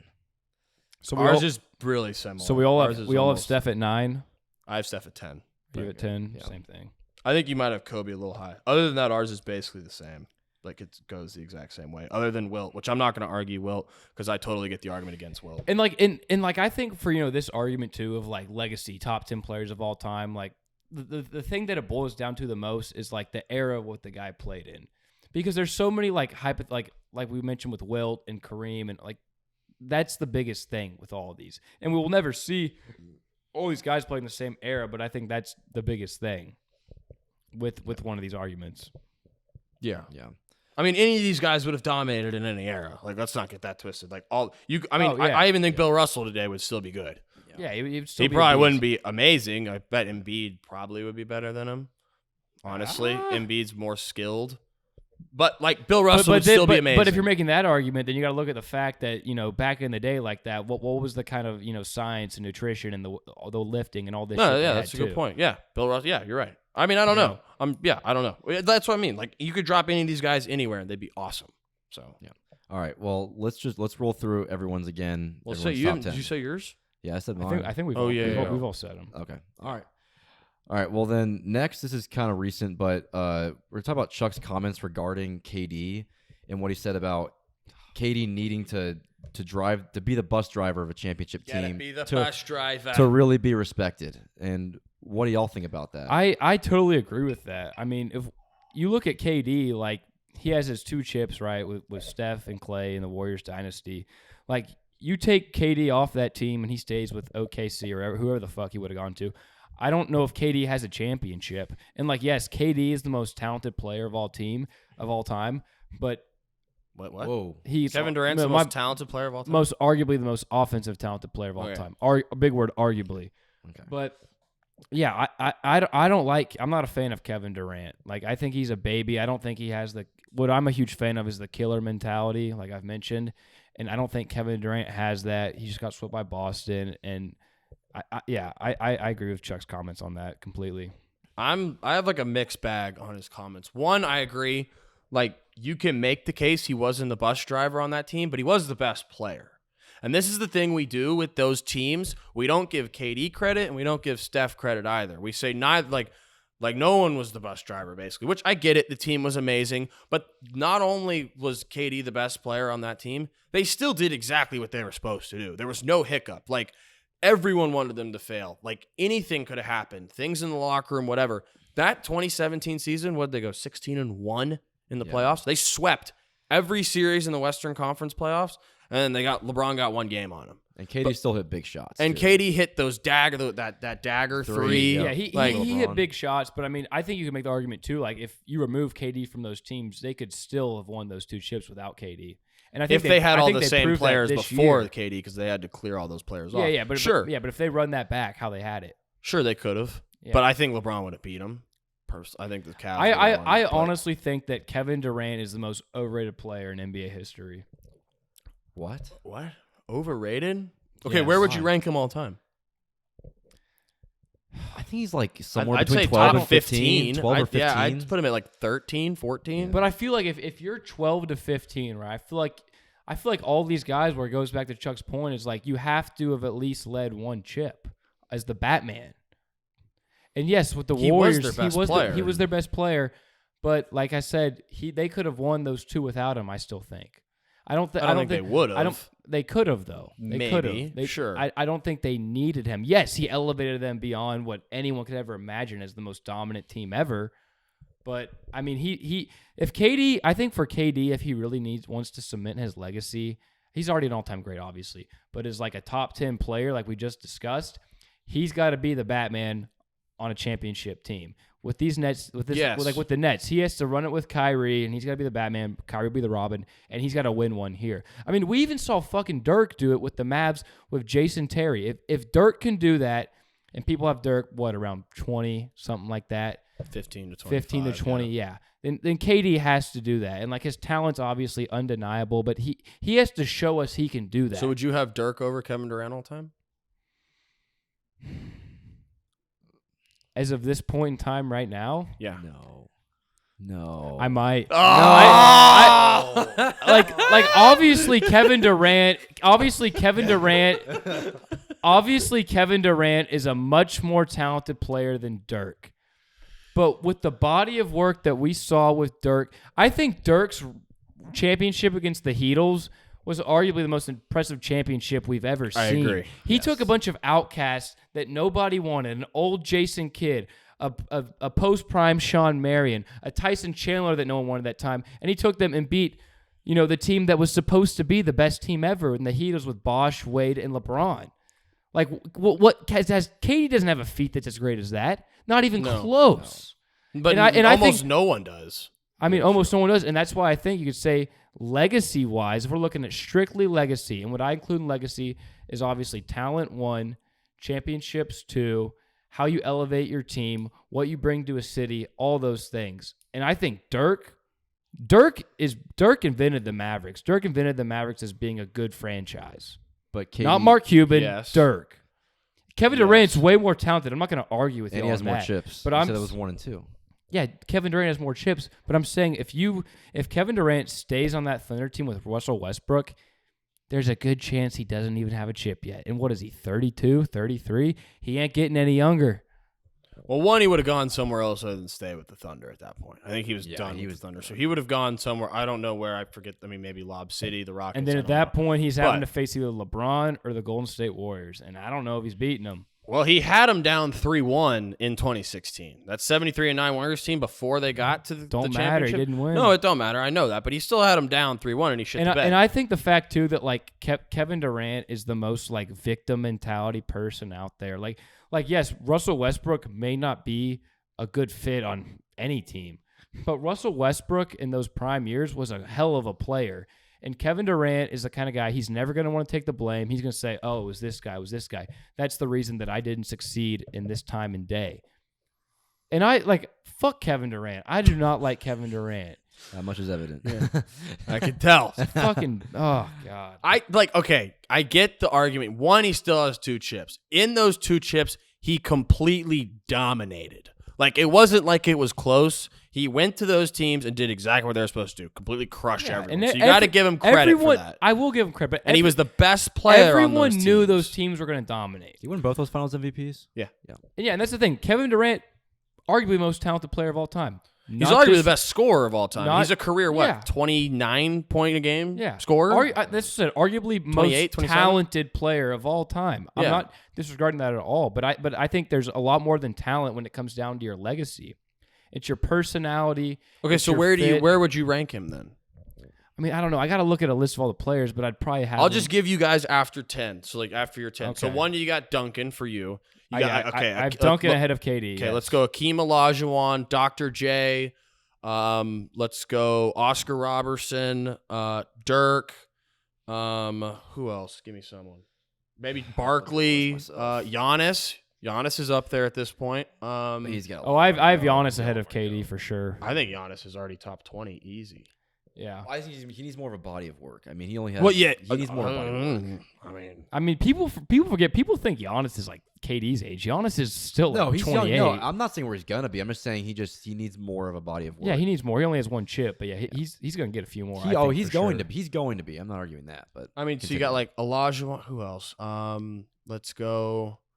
Shit, I'm trying to think. Okay, so Dr. J, Olajuwon, Dirk, Isaiah Thomas. I don't know about Isaiah Thomas, but those other guys, give me them over KD. Ooh, I might put Isaiah Thomas over KD, honestly. Those 2 championships with the Pistons, I think, meant a hell of a lot more than KD's. But I still have KD in the top 15. Yeah. I don't think he's still a question. He still's got the 2 chips, the 2 finals MVPs. But let me ask you this. If Kevin Durant never went to Golden State, right? Let's say he didn't go to Golden State. He stayed with the Warriors. He went elsewhere. I don't know where, another team. And he didn't win those 2 chips. So on Kevin Durant's current resume, he has 0 championships. Yes, but you can say that about almost any player. But no other player's gone to a team that dominant ever. I understand, but it's still hypothetical. Like, what if the Bulls never drafted Scottie Pippen? Yeah. What happens? I know, like, but we can say that about so many different people. But every tangent to most of these arguments are hypotheticals. So much is hypothetical. But you can make the hypothetical about everyone. Yeah, so I know. I get that you they could. were dominant, but it's like, if Kevin Durant right now on his resume had 0 championships, where does he rank all time right now? Well, right, of course. Yeah, I mean, it's the same thing with Steph or like anyone else. Like if they had 0 championships, like Dirk. Yeah. Or I mean, like who? Like who else? But those guys earned those championships. I don't think Kevin Durant he still earned it. I mean, he got it and was finals. But MVP I think he earned those championships on a lot lesser of a degree than a Dirk did or Steph. You did. can make that argument for Kareem. I mean, yeah. I mean, what if Magic Kareem, never goes to the Lakers? A lot of it's one the same. But Kareem has 6. He doesn't have 2. He has 6. But he had one before Magic. He had one before Magic. I'm just saying. That's still one. That's still more than KD would have had. If we're different talking eras, though. thing. Like I know. But like you can say those hypotheticals, but like almost everything. Granted, he did choose that. It wasn't like a draft or like they drafted him or traded for this guy. Yeah. So I get that. Kevin Durant now, like at this point, he has to win one with Kyrie. For him to catapult into the top 10. He has to win at least 2 with Kyrie. Because Kyrie, too, and I get it, like, Kyrie's a fucking diva. He's one of the weirdest guys out there. But Kyrie's one of the most talented players, too, of all time. So, like, if Kevin Durant wants a chance to catapult into the top 10, he's got to win now with Kyrie. And I don't know, with all that bullshit going on with Kyrie, with him, that's all. Apparently, Kyrie wants managing, like, features like KD. Yeah. If I'm Sean Marks in the Nets, I'm not giving it to him. Fuck no. The guy thinks the Earth's flat. The guy's a fucking wacko. I'm trying to think. I'm looking at my top 10 right now. And let's say the Nets win a championship next year.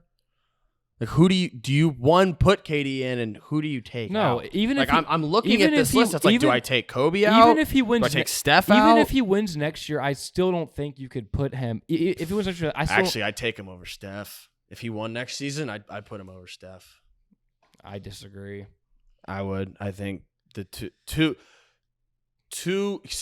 I think KD would have been. He'd be the best player on 3 championship teams. Steph would be on 2. Kevin Durant, I think he's just a better player, like just skill-wise, base-wise. Yeah, he's got more accolades. Most people agree with that. He's got more accolades. Yeah. And I think you could also make a case the 15 finals was meh because it was LeBron and Dellavedova, which is another hypothetical, obviously. Yeah. I honestly, if KD won, I'd put him over Steph. If they ended 4-3 and KD obviously won as the main guy on the team, I'd put KD over Steph. Well, let me ask you all this. Do y'all how at this point in time right now, is KD gonna, if Kyrie Irving stays with the Nets, is KD gonna win any more championships? No, I think he's got to go somewhere else. Do you think he will? I don't think he can be with Kyrie and win one. I don't think Kyrie. LeBron did it. I know LeBron did. That's before Kyrie was that's before Kyrie turned into a piece of shit. I mean, Kyrie. If Kyrie can commit, he's a perfect 1B. If Kyrie commits, Ben Simmons plays and is motivated. On paper, the and team's working in his game. Solid. Like if they get chemistry, which with that team's going to be really hard. And Steve Nash at coach, doesn't seem like a good guy to mesh it. I don't think Steve Nash is the guy for that. No. But like the team on paper, if it were to mesh, if they're all committed, they still got Harris and Seth Curry and these other guys. You add another piece, I think they could win the championship next year. I think it's definitely in the realm of possibility. But I mean, if I'm betting, I'm gonna say no. But like, they definitely could. And if they did, I'd put him over Steph. Okay. Well, I think we're going to talk more about the Nets later, and we kind of touched on it a little bit more than I thought we were going to. But yeah, we've been talking mostly about the Warriors and stuff revolving around the Warriors. But I guess let's talk about the losers now. The Celtics and Tatum. Kind of what is their future? Where are they heading towards? What's going on here? I think the Celtics' future is fine. Like I don't think you change. Yeah, much. I think anyone. What can you I think anyone. change? Yeah, you don't change anything. Like you said, Brown, everyone's Brown, under Tatum. contract. They're all like entering their prime, excluding Al Horford, who's still a great piece on the lineup. Like Jason Tatum. Like people forget. Like people think Jason Tatum is older than he is. He's only 23, man. Like Jason Tatum, like this is, like you said earlier, this is a perfect learning experience for Jason Tatum. They know what it takes to make a finals.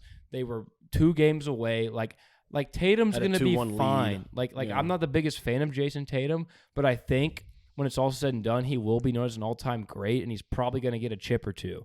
They got the team around him. I think they'll be fine. Yeah. Well, it's like if you're let's say you're Brad Stevens. What could you even do? Like, you can't really do much to this team going forward. The only thing you could really do is either trade Smart or Brown, but I don't think they're going to do that. I wouldn't do that if I was them. Keep the so roster you run it back. Yeah, you run it back. Maybe you can add an extra piece. I mean, they're only going to get better, too. Brown's only going to get better. That guy needs to work on his handle. Holy moly. That guy, I saw a tweet. It was like, he might be the best player ever that can't dribble. And I think Tatum's good. Like Tatum, obviously, like talent-wise, is through the roof. But, like, I think, like, obviously he's 23, man. He's a kid still. Like, the older he's going to get, like, the more he's going to be in these situations. Like, this is the first time he's ever made it this deep by far in the playoffs. Like, he's going to learn from these things. Like, the stage might have been a little too bright this year, but he's going to be back here again. I'm very confident in that, and he's going to learn from it, and he's going to I think he's going to eventually overcome this. Well, we're gonna see what Tatum's made of this offseason. You know, all this Kobe Bryant shit that he always loves to just throw in everyone's face. We'll see. You lost this finals. You had a very underwhelming finals. How are you going to respond this offseason? Are you going to go train your ass off? Are you going to work out? Are you going to get better, one, physically and mentally? And then are you going to come out next year and be an absolute killer? Which he absolutely could do. Like, Jason Tatum was in the MVP conversation this year. Yeah. There's no reason he shouldn't be next season, and if not, like, higher in that conversation. And I mean, so we're going to think see. For him is his consistency. I mean, Game 6, he had 2 points in the second half. He shot 6 of 18, 13 points. It was awful. Most of the series, he was not very good. It was terrible. I mean, but we have seen dynamite killer Jason Tatum. Well, that 46 burger he dropped on Milwaukee in Game 6. Exactly. I mean, that was insane. The guy's still so young. Like, he's gonna figure it out. Like he's. I think he's fine. I think everyone's blowing all of this shit up way too much. He's gonna be just fine. Well, I think a big thing is, like, because Al Horford was a massive part of this team and within the playoffs. Do you expect that from Al Horford again next year? I feel like that's a lot to ask for with how old he is. I mean, he had a really few well. explosions, right? He had 30 points in Game 1 of the finals. He had that other game, I think, against the Heat. I think it was more a couple. Maybe the stats weren't always there. Other than that, well, I mean, like, the heart's not going to go away. The hustle's not going to go away. I mean, I don't think he's going to decline drastically from age 34 to 35. It's not like Al Horford. He doesn't rely on his athleticism or anything like that. He's going to post up, hit some threes. He does to defend. He's still a good defender. Yeah, a good shot blocker. Yeah, I think Al Horford's going to come back next year pretty much. Yeah, I wouldn't expect him to decrease that much, if any at all. So, I mean, if anything, too, like, I think, Grant Williams could get better too. He's still young. Rob Williams is a beast in the making. Yeah. Like Marcus Smart can figure out his turnover problem. Jaylen Brown's going to get better. Tatum's going to get better. I think the future's extremely bright for Boston. Their future's going to come down to how Tatum and Brown respond this offseason. Are they going to sulk and cry and be like, okay, we'll give it our best shot next year? Yeah. Or are they going to go in the gym all offseason and say, screw this, like, I'm going to be the best player I can possibly be. I'm going to work my ass off all summer, and I'm going to come in and kill next year. I think too, like, shit that happens in life, it's like the worst thing happens, but, like, it could be a silver lining. And I honestly think that, like, them losing this finals could be a silver lining to a more bigger long-term picture for Absolutely. him. Yeah. Like, he got stabbed in the heart. He played horrible. The media shit on him, but, like, overall, I think it could benefit him long term. They still had a great playoff run. Oh, they had a great like you said. They swept KD's Nets. That's a good point. They got by Giannis. They beat Jimmy Butler's Heat team that was pretty stacked. They lost to Golden State in 6. Not the end of the world, man. Well, what do y'all? So I think we'd all agree that for the foreseeable future, the East is going to run through Milwaukee. I think as good as the Celtics are, I think primarily. I think it'll be a battle between Milwaukee and the Celtics. Now, do you think? I think for the next 2 to 3, the Heat are going to be there because I think they're going to make a move this offseason. But for the next 5, Nets could be too. Yeah, and the Sixers. The East is stacked. There's still the Sixers. Like, I know James Harden, but like I don't know. They still I'm not big won. on James Harden. They still have Embiid, who's arguably the best player at any given night. At any given night, he can be the best player on the floor. They have Tyrese Maxey. We'll see how he responds if he takes another leap this season. Yeah. I mean, and James Harden, he has the whole offseason. Let's see what he does. If he parties and goes to Vegas and Miami every weekend and does whatever he usually does, then great. But if he actually puts his nose down, and like this Sixers team is just as talented as everyone else too. Yeah. So there's a lot of moving parts in the East. On paper they are too, yeah. And like I think James Harden's one of those guys too. Like we were talking about, legacy here. Like he's a guy that I think should be determined as any player in the league right now to catapult his shit. Because he's obviously known as one of the most talented guys ever on offense. Like obviously he's never won a chip. Like he can't get there. Like if I'm James Harden, dude, like you gotta figure it out, man. I know you're 32. I don't think he's going to. I know you're 32, 33 or No, whatever. probably not. Your usage rate's been one of the highest ever in the league. Like, you're kind of worn down, but like, bro, like really take this off season, like figure it out, like get in great, phenomenal shape. No, And with a guy like Embiid, you could win a chip, Yeah. No, which will go so far for his legacy. If you made a list before every NBA season, the last, let's say, 5 years, and say which player has the most to gain from this season, which player could increase their resume, their legacy more than any other player, I think James Harden's number one on that list for probably the last 4 years. If you said preseason, like who has the most to gain? It's always Harden. I totally agree. He's got something to prove. Yeah, every year. So, I mean, it hasn't clicked yet. Probably won't. But if it were to. He's got to throw on some Beats headphones, pump some Approved by Lil Baby, and figure it the hell out, man. All right. Well, I think we spent who knows how long talking about the finals and stuff revolving around the finals. So let's move on a little bit. So it came out today that there's a bit of an impasse between the Nets and Kyrie Irving. Yes. And kind of what are y'all seeing for Kyrie's future? Is it with the Nets? Is it somewhere else? What are we thinking here? I have a hard time seeing the Nets letting him go. Like, I know there's an impasse. I know, but okay, he obviously wants to stay with the Nets if he's having these contract talks. We're going to know real soon, too, June 29th. June 29th, yeah. But the Nets, like, what do you do if you're the Nets and you let Kyrie walk or you trade him for a lesser piece? Like, what's your move after that? Like, at this point, I feel like the Nets are so dug in to this position with Kyrie and KD and Ben Simmons. I feel like you have to ride it out. I don't know what out you have from this. No, they are dug in, but, like, what I think it comes down to is, like, we saw Sean Marks say, like, you know, Kyrie wants, like, a managing role just like Kevin Durant has. And, like, Sean Marks said, too, like, he wants a player that's selfless, that's going to buy in, play team basketball. And Kyrie Irving's proven time in and time out he's not that guy. The opposite of that. He's not that guy. But, yes, I agree. From a talent perspective, their best shot is with Kyrie to be KD's Robin. Right. But, and it's like, if they trade Kyrie, you know, like, his stock's at an all-time low. It's like, you're not going to get the value back for him. Just like we talked last time, like, I don't think if the Lakers trade AD, you're getting the value. So, obviously, from the next perspective, like, of winning a championship, I think you want to keep Kyrie Irving. But it's like, if he's contradicting, you know, the front offices, the owners, the GMs, everything that they stand for, and those guys may need to make a stand. But then again, you're not going to get anything for him. So it's kind of a sticky situation. And I mean, I think their best case scenario is for Sean Marks to talk to Kevin Durant and be like, dude, look, like, I don't know what's going on with Kyrie Irving. Obviously, he's got some whack shit going on, but you need to talk to him and get him to buy in, because obviously he's the most talented guy we're going to have near you. I don't know how that's going to work. I don't know.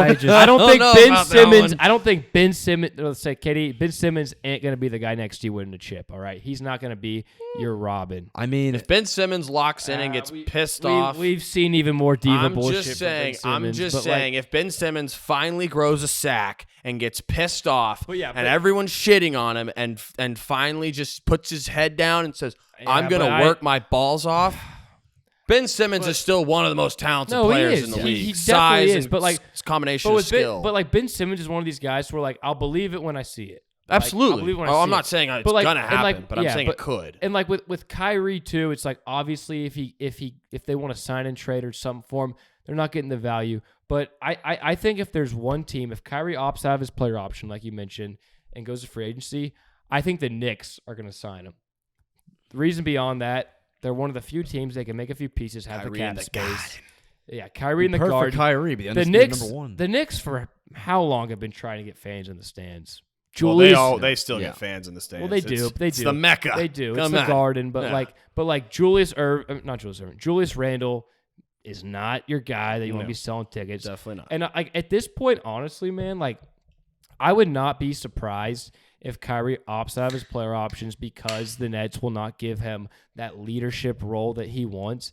And he's like, screw it, I'll go sign the max with the Nets, play in New York, biggest market in the world, sell hella jerseys. Like, I wouldn't be shocked if that happens, honestly. No. And then at that point, the next question is, what's KD's move if Kyrie opts out and goes to free agency? Well, I think Kevin Durant's got to go at that point. Well, that's the thing. That runs back to the Nets. It's like, if you're the Nets, what do you do? Like, you don't, like, you can hold your ground and say, no, Kyrie, we're not doing this. and your options are he walks for nothing and you're still cap strapped, so you can't still sign anyone. You're just losing him for nothing and you can't get anything in free agency, or you're trading him for a lesser piece. So like I get you want to make a stand, you want to hold your ground. But if you do that, you are completely decimating your chances of, one, even winning a championship, and two, extremely increasing your chances of your franchise, one of the best players in the league, Kevin Durant, leaving your franchise. So at some point, the Nets are going to have to look in the mirror and be like, what the hell are we going to do here? Like, I know this sucks. This guy's awful, but we don't really have much of a choice here. So I think the Nets end up caving and going with what he wants. I totally agree. I think they will cave. They have their backs against the wall right now, and for all the reasons you mentioned, like, it's not going to. They're not going to have a better probability. What are they going to do? Swap for Russell Westbrook? Yeah, you have no real options here on the table. His stock's at a low, and his contract's huge. Yeah, you have no real options. Like, I don't think teams are dying to trade some great talent for Kyrie Irving because everyone knows how fucking crazy this guy is. You know, like if you're a championship contending team that's not the Nets, like let's say. Maybe the Clippers. I was about to bring up the Clippers. Do you go ahead and trade for him knowing how much of a locker room cancer he is? But the thing is, who do you trade? Yeah, that's what I was about to say. I think the only came up. Paul George, but if I'm the Clippers, hell no, I'm not trading Paul George. No, absolutely not. But that's the thing. Like the Clippers said, they want to be suitors, but who? No, like you're not trading Kawhi or George. You don't have any other big contracts. I feel like you either gut the team and get Kyrie, and you have no one, or you just keep your team. Yeah, I feel like for the Nets, it's like. If you're trading Kyrie, you're trading away KD at that point too. You're clearing the farm. You are stacking up everything you can for the future because you're not winning a chip. I don't think they would just go ahead and just say KD. But I think if KD like let's say Kyrie goes to the Clippers, right? And let's say they don't get Paul George, but let's say they get a few pieces and a bunch of picks. Get like Reggie Jackson. Yeah, I think KD's going to want out of Brooklyn at that point because he knows he's not going to win a chip if Reggie Jackson and Ben Simmons and Joe Harris, Seth Curry are the guys around him. He knows he's not going to win. He knows he's not going to win that. Just because I don't like Kyrie and what he did last year. I mean, you know that Dirk and Rondo played more games. I saw that. Than Kyrie and Kevin Durant have. Yeah, that's insane. No, Dirk or no, it was shit. Who was it? It was Shaq and LeBron. LeBron and Shaq have played more games. Dirk and I honestly think just because I think Kyrie is that much of a cancer, and I think he's kind of already dug some holes he can't really dig himself out of. I think the Nets have a better shot without him. I understand that's crazy to say, and that's not going to. Who do they replace him with, though? I don't know. Whatever pieces you get, I think a bunch of role players. So you're trading him at that point. Yeah, I think he opts in and you trade. Yes. But that's the other thing too is since he has a player option, if you're saying opt in. If the only way he opts in is if he gives you 3 teams you have to trade him to, so that decreases. His market right hypothetically, there. what is the best package the Nets could get for Kyrie?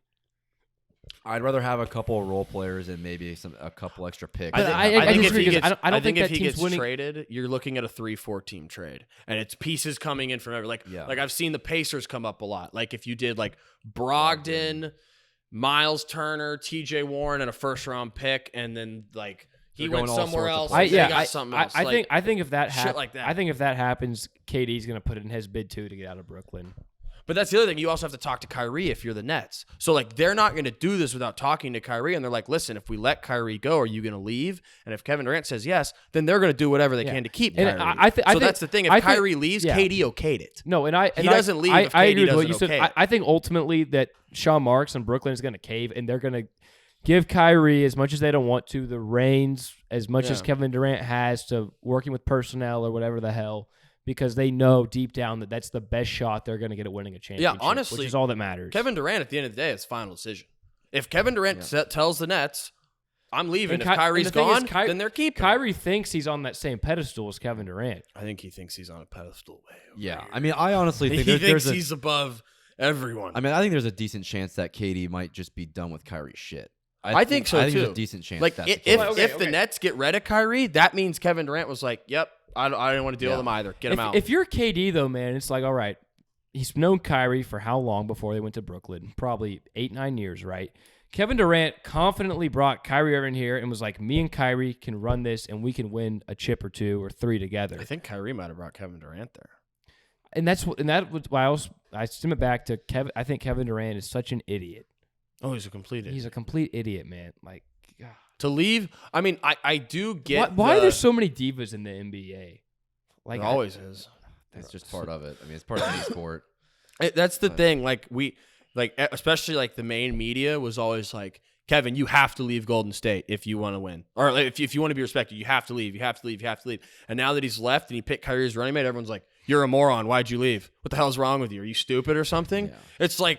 I feel kind of bad for him. I don't feel bad. But at the same time, it's like he's sitting there like, what the hell do you want from me? Like, come on. Kevin Durant knew what he was getting into with this situation. I don't think he did. Irving. Oh, I don't think he thought it was going to be this bad. Not with Kyrie. He has known Kyrie Irving. Stuff. He has known Kyrie Irving for 10 years. He knew exactly the type of human and the individual that Kyrie Irving represents. Not to he's gone off the deep end, though. Not to the point where he thought Kyrie was going to sit out, man. Not like this. But not to the point where he thought Kyrie was going to sit for black rights. Like, he didn't think – I don't think Katie saw that one coming. Or literally refused to get the vaccine. Because, okay, well, you know what should have been the draw is when 3 or 4 years ago, Kyrie said the earth is flat. Right, that's my bad. That alone should have been like, all right, this guy's got a few screws. And now he's one of the few guys that won't get vaccinated and misses out on, I don't even know how many games, a lot of games because he won't play. But there's a lot of NBA players that have screws loose. Like Dennis Rodman had some screws loose. But he's a guy. But Dennis Rodman is. But he cared. He cared. And Dennis Rodman is like one of those kind of like wild tigers that if you have the right guy taming him, you can make it work. I don't think Kevin Durant. Yeah, I agree. I don't think under any system, even if you have a Steve Kerr, if you have a Phil Jackson, if you have the perfect coach there, I don't think that they can mold a system that'll form to Kyrie to where it'll be like, all right, like we have Kyrie, we have this Kevin Durant, we have these pieces. Like we can actually gel all of this. You know who's the only guy that could do that? Was LeBron. Yeah. And he still couldn't even do it. He still after that year, Kyrie said that it only lasted the best 3-4 years. So, he said he wanted to be. It was all. Let's say Kyrie goes back to the Lakers. Now, it ain't gonna happen. There's been talks about Kyrie. it. I mean, let's go. I would love to see it, but do they win a chip this year? No, with Kyrie on that team. It depends on the other pieces. Well, it depends on what are they giving up? That's are they giving up Anthony Davis? Yeah, that's a good point. The thing is, because in my opinion, I don't know. I don't know how far down Kyrie's value's gone. Obviously, in a perfect happy world, if the Lakers give up Russell Westbrook, maybe a pick, another piece or whatever, and get Kyrie and have LeBron, Kyrie, and AD all bought in, then that team is the Vegas favorite to win it. But that ain't gonna happen. But what's also the chances that all three of those guys are on the court at the same time? Exactly. It ain't gonna happen. Well, the other pieces on your team, if you have those 3 contracts. The rest of your team is veteran minimum players. Okay, honestly, I think if you have those 3 guys though all bought in at max, you could throw whatever the hell around them. Yes. Yeah, you could throw Austin Reeves, you could throw an old Carmelo, Dwight. It doesn't matter if you have those 3 guys, AD, Kyrie, and LeBron all bought in. The sky's the limit. Yeah, but the other thing too is with the Nets, you'd also have to have Kevin Durant's okay to take in Russell Westbrook, and Kevin Durant ain't gonna give that. No. Okay, we got 20 minutes. Can you charge it? We only have 20 minutes? Can you charge it more? All right. Let's shift gears here to a trade that happened in the Lone Star State this past weekend. Hell yeah, baby. The Mavericks get Christian Wood for Boban Marjanovic, Trey Burke, Sterling Brown, Marquise Chris, and a 26th pick. Can we just give a moment? 4 really big players. Can we just give a moment for the finesse the Mavs just pulled off? Yes. How his trade value is that low, nobody knows. But anyway, what do we think about for the Mavs' future now with Christian Wood, who is a pretty damn good player? I love it, man. I love it. I mean, Christian Wood, he was on the Rockets, and, it was kind of a deal like, he was the most talented player on the Rockets, I believe, but he got to Houston, he was supposed to play with James Harden. And I looked it up. In 7 games with James Harden, he averaged 23, 9, and 1, which is the only comparable player that you could compare to. Yeah, not a big sample size, pretty small sample size. But we saw him play 7 games. Again, not a big sample size, but with a player kind of like Luka, a raucous James Harden, right? And the guy ate. I mean, the guy's a phenomenal 3-point shooter. He can go get his own shot. He can get boards. A little bit questionable if you want him as your rim protector on defense. He can do the pick and pop. He can do the pick and fade. I think he's like if you took Maxey and Dwight Powell and combined them even better, which as Mavs fans, that's what we've said is like, what if you could take Maxey and Dwight Powell and combine them as one guy? We got that plus a little bit more, I think. And for the value that we gave up, which was literally pretty much the 26th pick only, which is probably going to be a guy that's not going to amount to anything for us. I love the trade, man. And like, I think the biggest thing too that like people aren't realizing too with this trade is the fact that Christian Wood is in a contract year. And we saw this guy, he went undrafted from UNLV, right? Jumped around a bunch of teams, was actually on that Mavs G League team that won the chip for whatever that matters. But he signed a 3-year, $41 million deal with the Rockets. Good money. Not great money, though. Not NBA good Not money. NBA good money. I think he's going to be more determined than ever to bust his ass and get himself a max contract in free agency. And to be honest, this might be a reach, but I would not be shocked if he's an all-star next year. Yeah. I mean, either. He could be. I mean, like, that's the thing. Like, we've always said this with, like, Dwight Powell. Like, because we watch so many Mav games, especially as it comes down later in the season. Like, Dwight Powell, who's terrible, and we all know he's terrible. Yeah. If you watch any sort of Mav game, he's like, good God, get this guy off the floor. With Luka, he still averages, like, 10 and 7. Just as a rim runner. Can't shoot at all. Can't just a rim shoot runner. at all. And he's a decent finisher, nothing special. Like your average finisher. Christian Wood, he averages 18 to 20 points, 8-10 rebounds, a block a game. 40% from 3. 40% from 3. Like, there's no reason to think that he's not going to average 20 and 10 next season. He's going to be our main rebounder, our main big. He's going to play 35 minutes a game. He's going to have like 6 just free baskets from Luka every game on pick and rolls and pick and pops. Like, well, and then everyone's also talking about, like, he's obviously not a world-renowned defensive player. But he's I think not bad, though. Well, either way, you look at the teams. He's played with the Pistons primarily and the Rockets. Yeah. 2 horrible teams. Yeah. And now that he also won't be expending or putting as much energy on offense, he can play defense is mostly effort, I feel like, in a lot of cases. Especially at that size. I agree with that to an extent. I think Christian Wood, with the Rockets for the past few years, they've had the most small ball lineup in the league, and like their defense was obviously never good. But I think Christian Wood is best suited as a stretch 4 with the Mavs. And I think you've mentioned Andre Drummond. I would love the Mavs to get a guy like an Andre Drummond to come in there, maybe start him, only play him 18 to 22 minutes a night. Because I think matchup based. Because I think if we're playing, a Nikola Jokic, Joel Embiid, Rudy Gobert, one of these big centers, he's probably going to get bullied around a little bit in the paint or on rebounds. Maybe not big Rudy. Couldn't even bully. I think Brunson. on rebounds he would though. and Wood averages 10 rebounds a game, but I think a lot of those rebounds for Christian Wood do come because he just is, he's a hyper athlete. He's 6'11", a beast athlete. Yeah. And he's not going to box out the Embiids or the Jokic's or these big beast centers.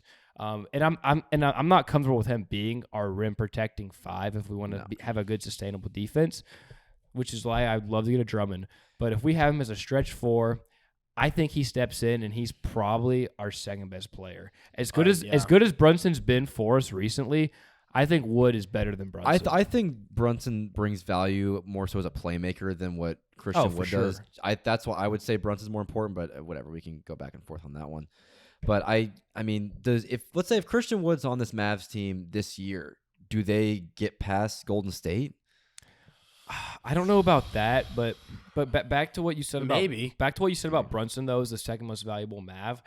I just don't think he will be because we look at the Mavs and we have another secondary playmaker in Dinwiddie who could step into that Brunson role, and Christian Wood is immediately our best front court player. Yeah, by far. It's not even close. Yeah. It's not even close.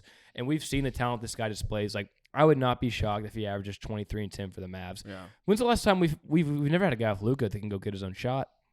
I mean, you could say Christian, or you could say KP to a degree. Yeah. I mean, I honestly, but there was ego there that messed. There was whole ego. Thing up, which I don't think Christian Wood will have. Exactly, and I think ideally Christian Wood will be what we thought KP was going to be, but right when we traded for him. I think in an ideal world. You brought up like the defense, and you're like you said you don't feel comfortable him like as our center. I actually do. Like, I think he's the best. I think Maxey is honestly an underrated rim protector, an underrated defender. He is, but like.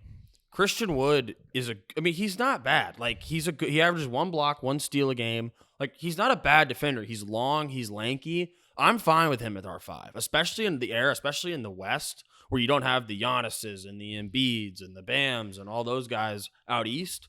In the West, you have Jokic and then small guys. Like, you don't have these massive teams like you do in the East. So I think him as your small ball center, I'm totally fine with him having. Small ball center, I completely agree with. Yeah, I small ball center without a playoff doubt. time. You're probably going to play him a good chunk at the 5. I would like, for the Mavs perspective, I would like to get another guy in there. Yes, I would. That could play about 18 to 22, 23 minutes a night. That JaVale McGee. JaVale McGee, Andre Drummond. Yes, one of those guys to where they could be a physically dominant paint presence. They can box out these big guys. They can get boards. Because Christian Wood is not going to be boxing out some of these big boy centers that could really, make some money down low. Well, he's not going to do it. Yeah, you just brought it up. I think a great player to get, especially for how cheap he would be, is JaVale McGee. I think he's someone who can come off the bench because he's an athletic center. Yeah, and I think he'd be able to play good defense down low. Because I think I'm of the belief the Mavericks need to have an option to go big when they have to. And I think Christian Wood is primarily a small ball guy at the 5. Yes. So I do think they need that option. I think the good thing is you can find cheap options for a big man 5. I mean, Bismack Biyombo. This guy's everywhere. I totally agree with that. And I think you brought it up the other day that you kind of view the center position as like the running back in the NFL type of deal. Yes. And that's a really good analogy. I totally agree. Yeah, you could easily find a guy to come in there, play 18 minutes a night to where you have those matchups. Like, like for the Golden State series, if we have a JaVale McGee or a Andre Drummond, Kevon Looney does not eat us alive like he did. No. With Christian Wood in there, it would probably be a little bit better than what we had in there, but I don't know how much better it would be. And that's why, starting lineup, I would like to have him as the 4, especially regular season, which you're trying to gather wins, you're trying to get a high seed. I agree. Which I think the Mavs are in that territory now. It's where they know they're an upper echelon Western Conference team. And we should be pushing for the 1 seed next year. We should be. And but offensively, the sky is the fucking limit. That's man. what I was waiting for. The sky's the limit. We can offensively perfect fit. We can rain threes next year, all year. And that's I really think we're gonna need that big man option for the playoffs. Because I think primarily the regular season. I mean, if Wood's shooting 40 to 42% from 3, let's say, because he's gonna have more open shots than he's ever had. That would be amazing. Yeah, then we're gonna be absolutely raining threes, and there's no reason we can't be a top 3 seed next year. Honestly, I believe we will push for the 1 seed next season. Yeah, I think especially Luka playing with his international team, he's going to stay in shape. It looks like he's been working out. Wood is going to be, offense. Just take the defense out, which I think will be an increase. Offensively, we just upgraded exponentially at our big man position. The way he's getting able to spread the floor in a way that Powell never could is awesome. Mm-hmm. And then we don't have to run Maxey 30 minutes in big games that we need. Exactly. Maxey can be suited to the role he is, 20 minutes a night. Good guy off the bench. Yeah, pick him, pop, play some defense, guard the perimeter when he needs to. And Christian Wood, too, is a good perimeter defender. He has the athleticism to where, if you put him at the 4 and he's on, let's say, a smaller 4 that can dribble a little bit, he can guard that guy. Yeah. He's versatile in that aspect. I think that that point you just brought up about being a contract year and him being an undrafted guy, that's a good point. I don't think people think about is this guy's never made a lot of money. NBA money. Obviously, $41 million is insane. But NBA money, if Christian Wood was on the open market this season, he's getting a 4-year, $100 million contract probably. If he has a great season this year with Luka, which he absolutely offensively should. He could be a borderline all-star. He averages 22 and 10. The guy is going to get $30 million next season. So that by itself is motivation for just him.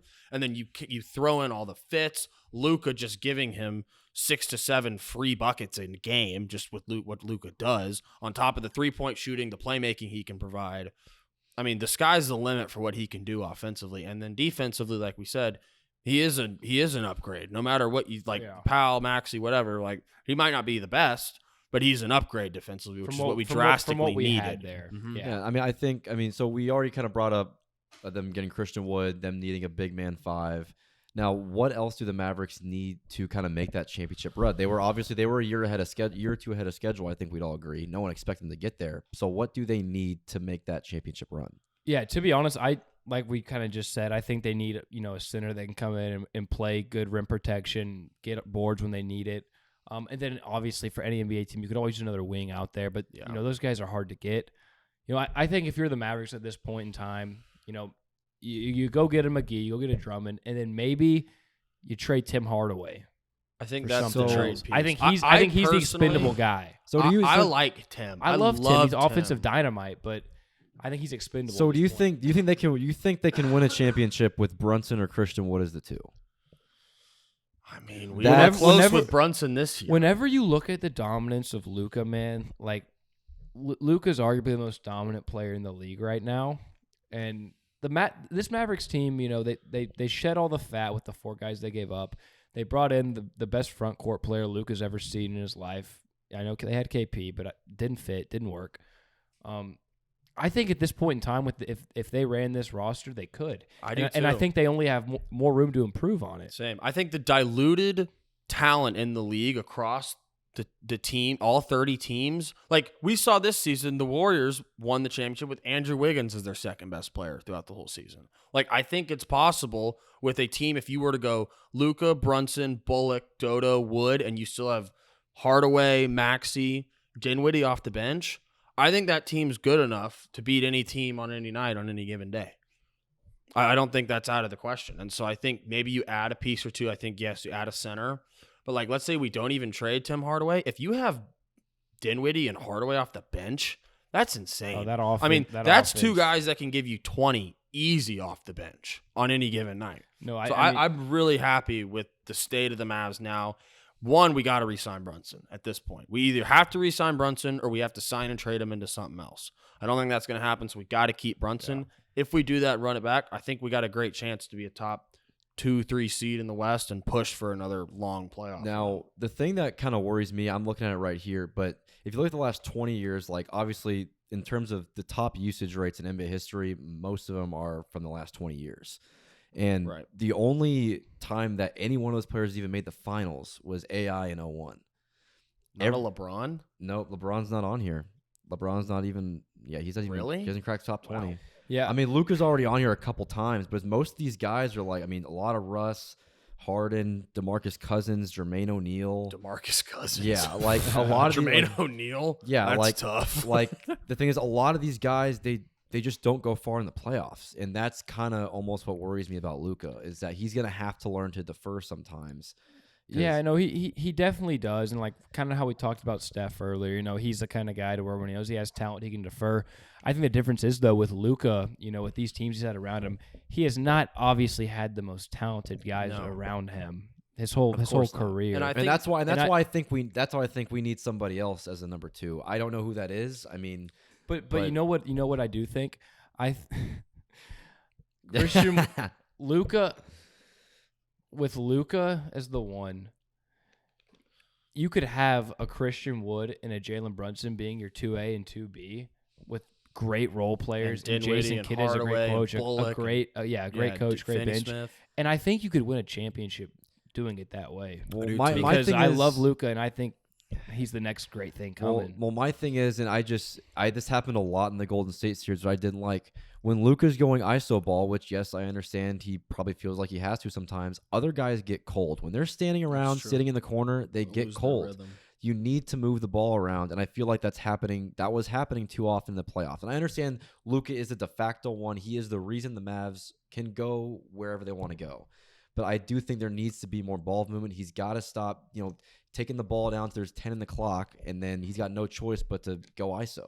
I think with the nucleus, if we would keep Hardaway and you have Luka, and then you got Dinwiddie, Brunson, and Tim Hardaway, I think you have enough pieces there to defer the playmaking, defer the scoring when he's on the court and when he's off the court. So I think with those 3 guys, and I think Tim Hardaway is crucial in that because Hardaway can pop for 20 and a half. And he can create his own shot. And he can create his own shot. I mean, we got to remember those Clippers series.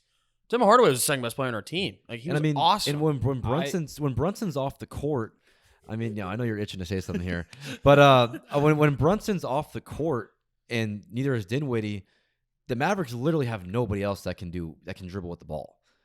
Outside of those 3. At this point, they have enough playmaking between Luka, Brunson, and Dinwiddie, and I think that's going to be the thing too. Coming this next season, we're not going to have Bertans out there in the playoffs. We're not going to have a Josh Green. We're not going to have a Nita Keela. You're going to bring in a healthy Tim Hardaway back, and you're going to bring Christian Wood in there now. New guy, best front court player Luka's ever played with, and I think that Luka will know how, or not maybe not know how, but adapt to sharing the ball a little bit more with the more talent that does come in here next season, because I think this is the most talented team that has been around Luka his whole career. No doubt. No doubt. I also think there's some good. Free agency sucks this year, but there's a good amount of role players. There is. There's good pieces. Just good pieces that we can add. And the Mavericks, they just finesse the hell out of the Rockets. I just don't That know was why. that was such a steal. I'm shocked that like the Rockets couldn't get more for Christian. Why was his values I that feel like at this low? point the I don't league know. knows he's a good player, right? I would assume so. I mean, right? Like you also see this stuff too, like with people questioning his personality concerns or whatever. It's some locker room issues with a shitty team. It's Who's ever with seen a that shitty before? team, come and like on. We had Kevin and like, Porter in his locker room. yeah, so. and the thing with my take on that is like, before this season with the Rockets, we've never seen this Christian Wood. It's like, if you are Christian Wood, right?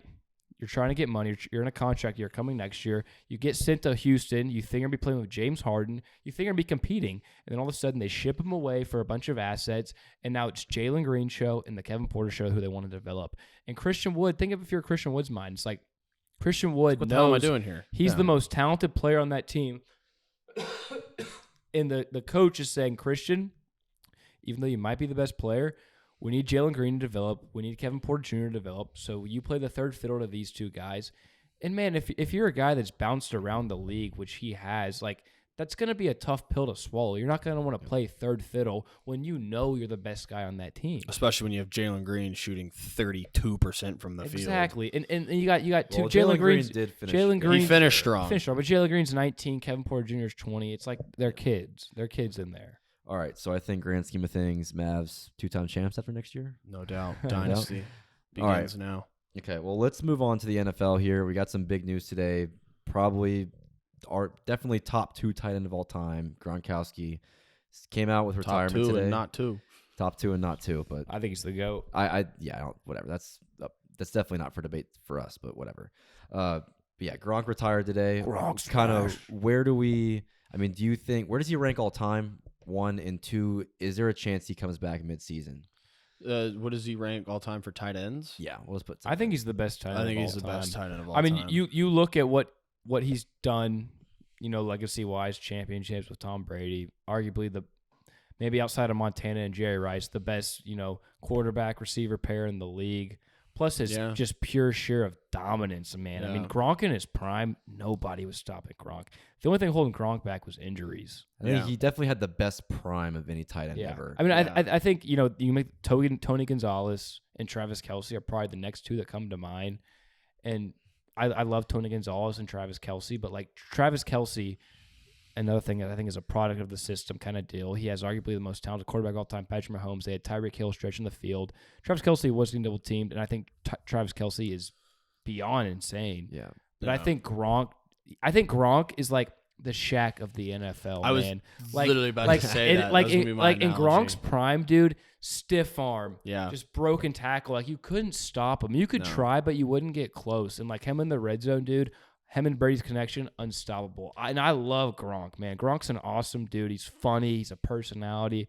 I think he's the best tight end ever. Yeah, like you said, Shaq. Like if you just pick like apex prime of any tight end ever, I think it's Gronk. I don't even think it's close. Like you can give me Tony Gonzalez's best year, whatever. Like when you watched Gronk, there's just something different about him. You weren't watching like Kelce. Like Kelce's great and he can do all these things, but you watch Gronk and you watch some of the things he can do. You're like, there's nothing to do about that. You can't stop that. Like there's like if you get the ball in open space, whatever he can do, he can run every route, he can truck you, he can juke, he can break every tackle. Like his apex peak compared to anyone else, and you can even throw receivers in there. Let's throw Jerry Rice. Let's throw Randy Moss. Like to me, he's like Randy Moss. He's a Randy Moss of tight ends. Like the apex peak of Randy Moss is just like just whatever. not even Like fair. I don't even care who's guarding him throwing the ball. Yeah, Well, I mean, it's team like, him. It don't don't matter. matter. It don't matter. Or it's Yeah. like Kelce will end up having better stats than him receiving Right. yards wise. He might already have them.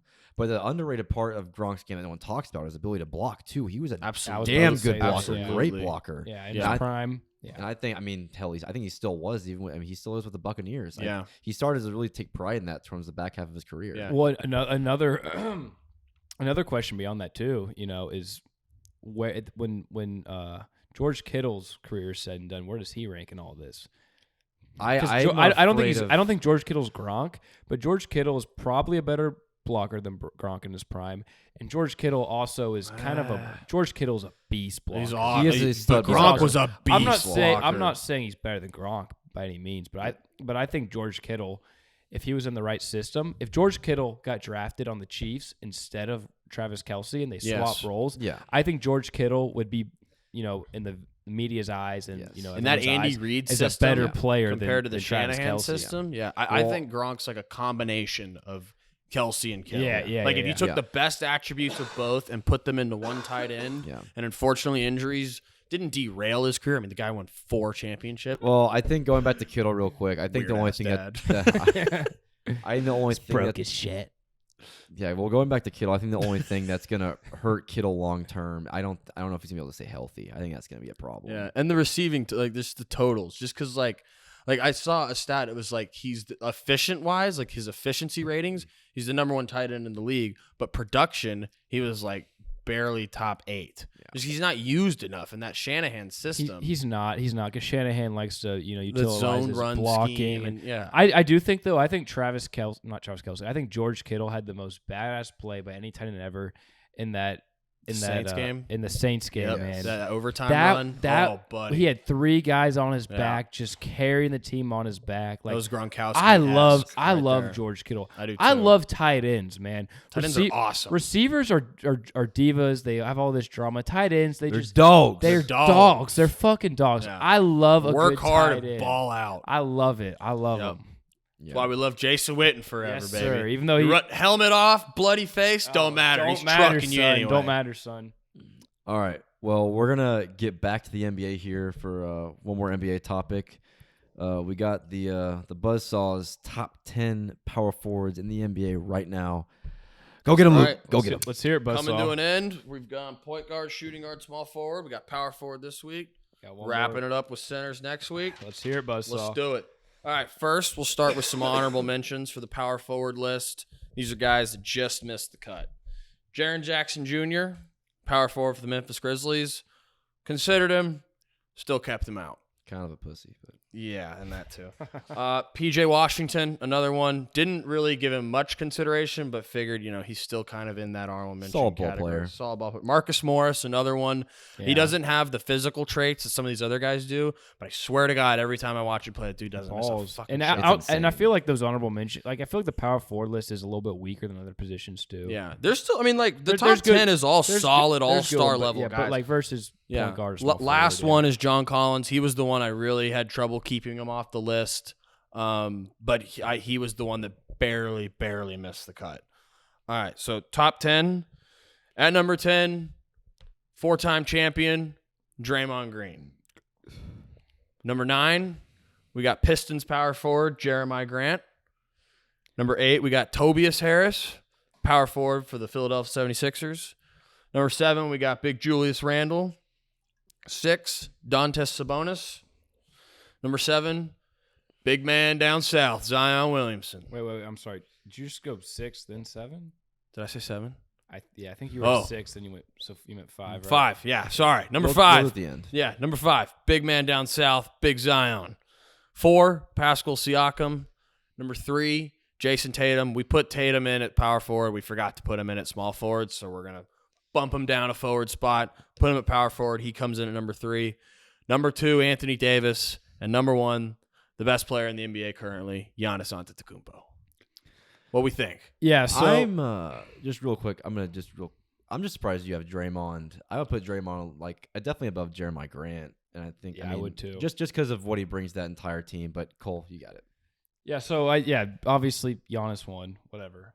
T-Bone, you got it. Who did you have at 2 again? Anthony Davis. Okay. How can you have Anthony Davis ahead of Jason Tatum at this point? I would take, now I'm assuming health for next season. I would take a healthy Anthony Davis next season over a healthy Jason Tatum. I think a healthy Anthony Davis is still a top 10 player in the league. But we have to consider injuries here, right? Yes, absolutely. I am under the interpretation that Anthony Davis will be healthy come next season, and 2, he's going to be pissed off after last season. He's going to have something to prove. he's going to come out and wreck next season. I don't know if Anthony Davis is going to, Blair Little Baby something to prove. I think he's kind of a bitch. He might be. We're going to see. But I would bet on it. And I understand it because Anthony Davis, like you said, healthy top 10, one of the most talented as hell. Yeah. He played only about 42 games this year. Do you know what he shot from three, though? He was ass. He was ass this year when he played. He was terrible. Yeah. He was hurt when he was playing. He shot, and I know he shot about 33 to 35% career-wise for this year, but this year he shot 19% from three. He lost his shot completely. He shot 19. So personally, I have Anthony Davis at 4. Who do you have at 3? This is one for debate. I have Zion at 3. And I know Zion's another guy too. Health. What is he doing? Is he sitting out? Is he at home eating buckets of chicken? He's not playing defense either. But my thing is, he's not gumbo. The reason why I have Zion at 3 is if Zion is fully healthy and fully committed, Zion could be 2. He could be right behind Giannis. He could. Clawing at it. Zion shot 61% from the field. Not that he didn't play this last year, but his last healthy year. Arguably the most dominant college player of all time. Arguably one of the most physical specimens we've ever seen ever. I mean, this guy can do everything besides shoot the 3 ball, but play defense. But then if he's committed and he's got a tank, he can play. He was terrible at defense when he played. And that's what I'm saying too, conditioning wise. Because if Zion's conditioning's down, just like Anthony, he's not going to play that great defense. I had a real problem ranking Zion. I had him as it's hard to rank Zion. It's 4, hard to rank Zion. And I had him as low as it's 8 hard sometimes. I took the I don't know really where to put him. Whenever I kind of looked at this, I took the glass half full optimistic outlook of Zion. See, that was the difference for me when I like Anthony Davis and Zion. I felt we're kind of in the same category, but I've seen Anthony Davis do it, and I've seen Anthony Davis be arguably the best player on the championship team. I would still say LeBron. But I've seen Anthony Davis at his peak. I don't think I've seen Zion yet, so I couldn't take the glass half full option with Zion as I did with Anthony Davis. Well, I think you have Zion perfectly for right now because this list is right now, and unfortunately we haven't seen enough of Zion.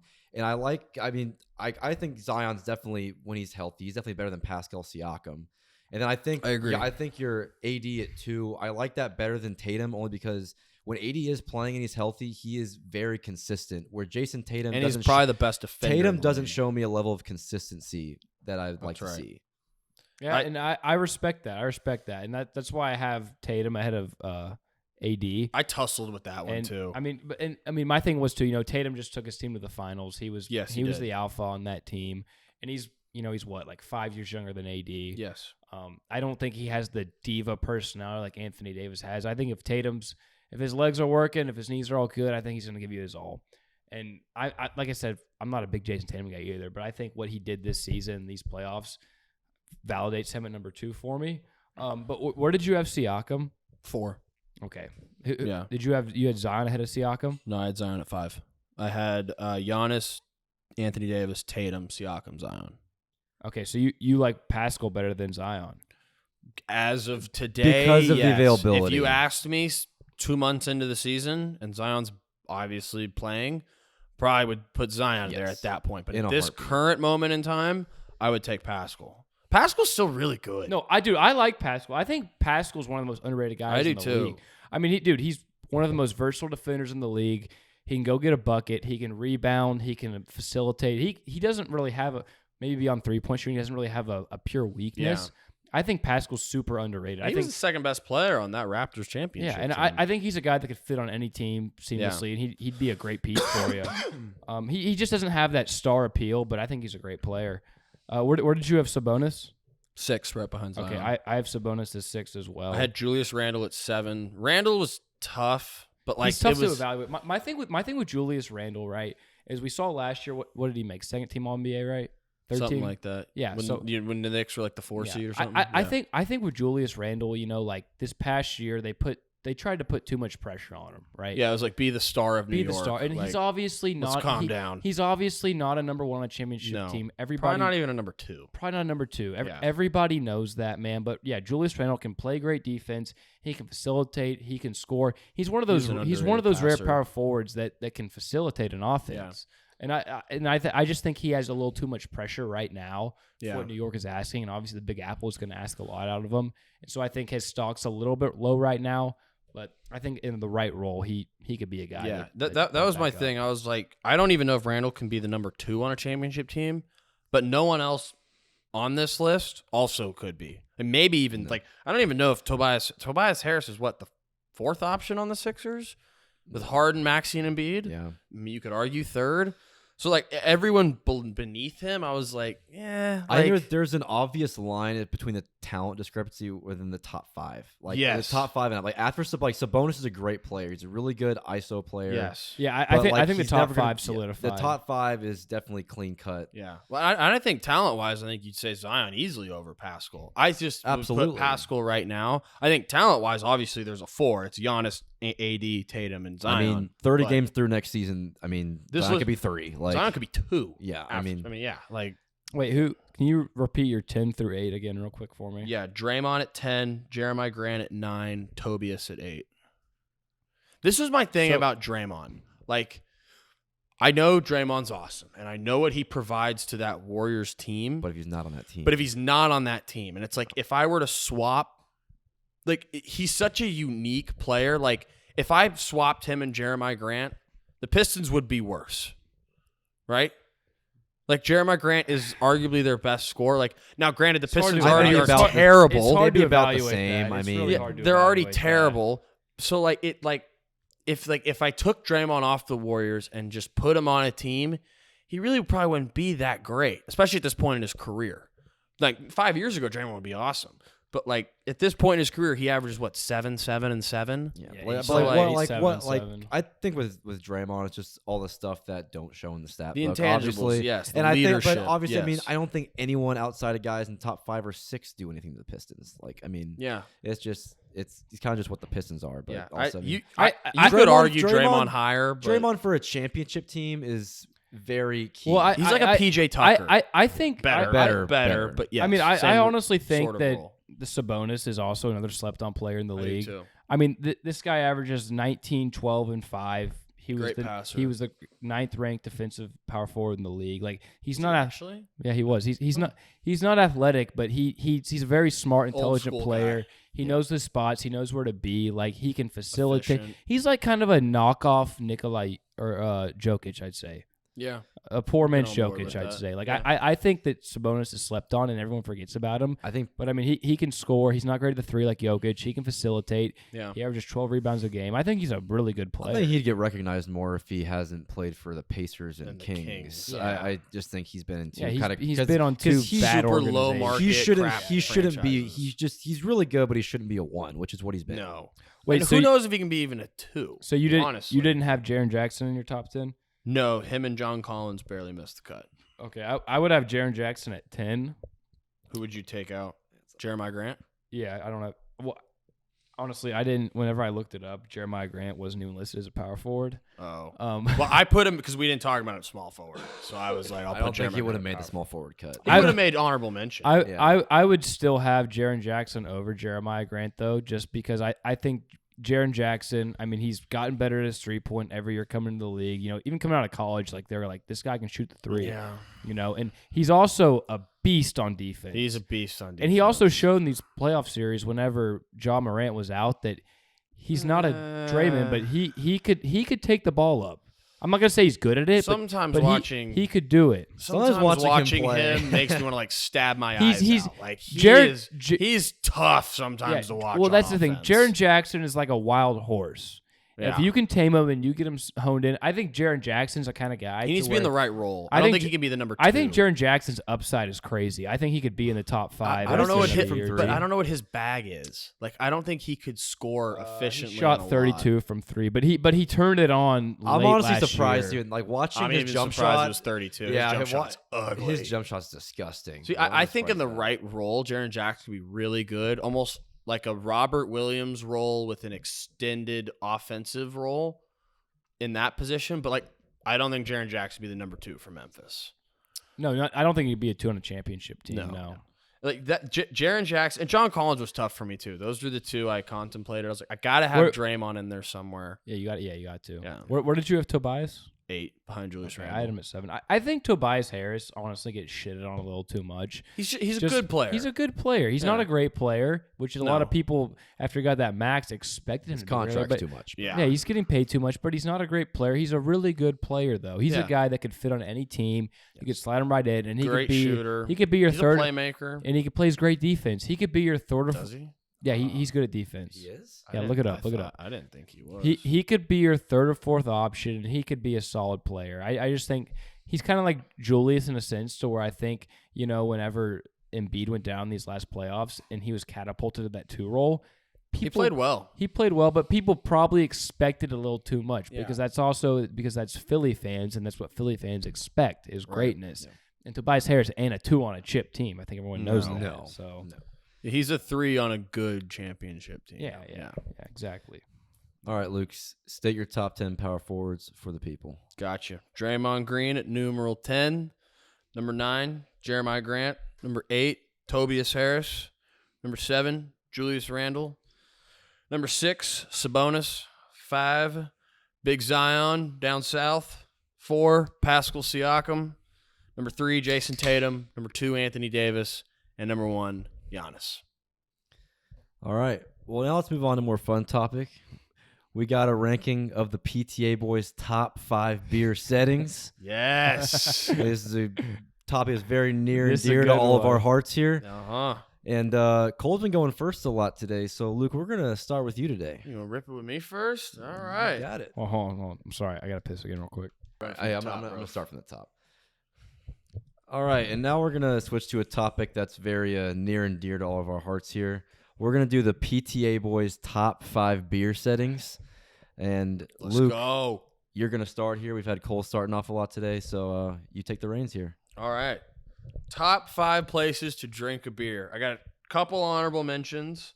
Number 1, ballpark beer at a Ranger game or whatever baseball team you're a fan of. Hell, a Rough Rider game. It's always a good one. A good ballpark beer with a nice $8 to $15 crap hot dog that you just shove down your face. It's awesome. Nothing better. Another honorable mention, campfire beer. Campfire beers are great. Just sitting out, hanging out, fires crackling, drinking a few beers. Love a good campfire beer.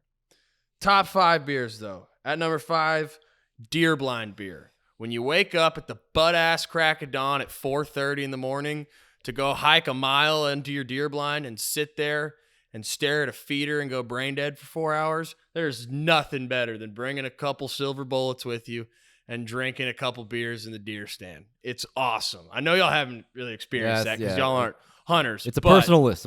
Yeah, personal list. Deer Blind beer, awesome beer. Number 4, crawfish boil beer.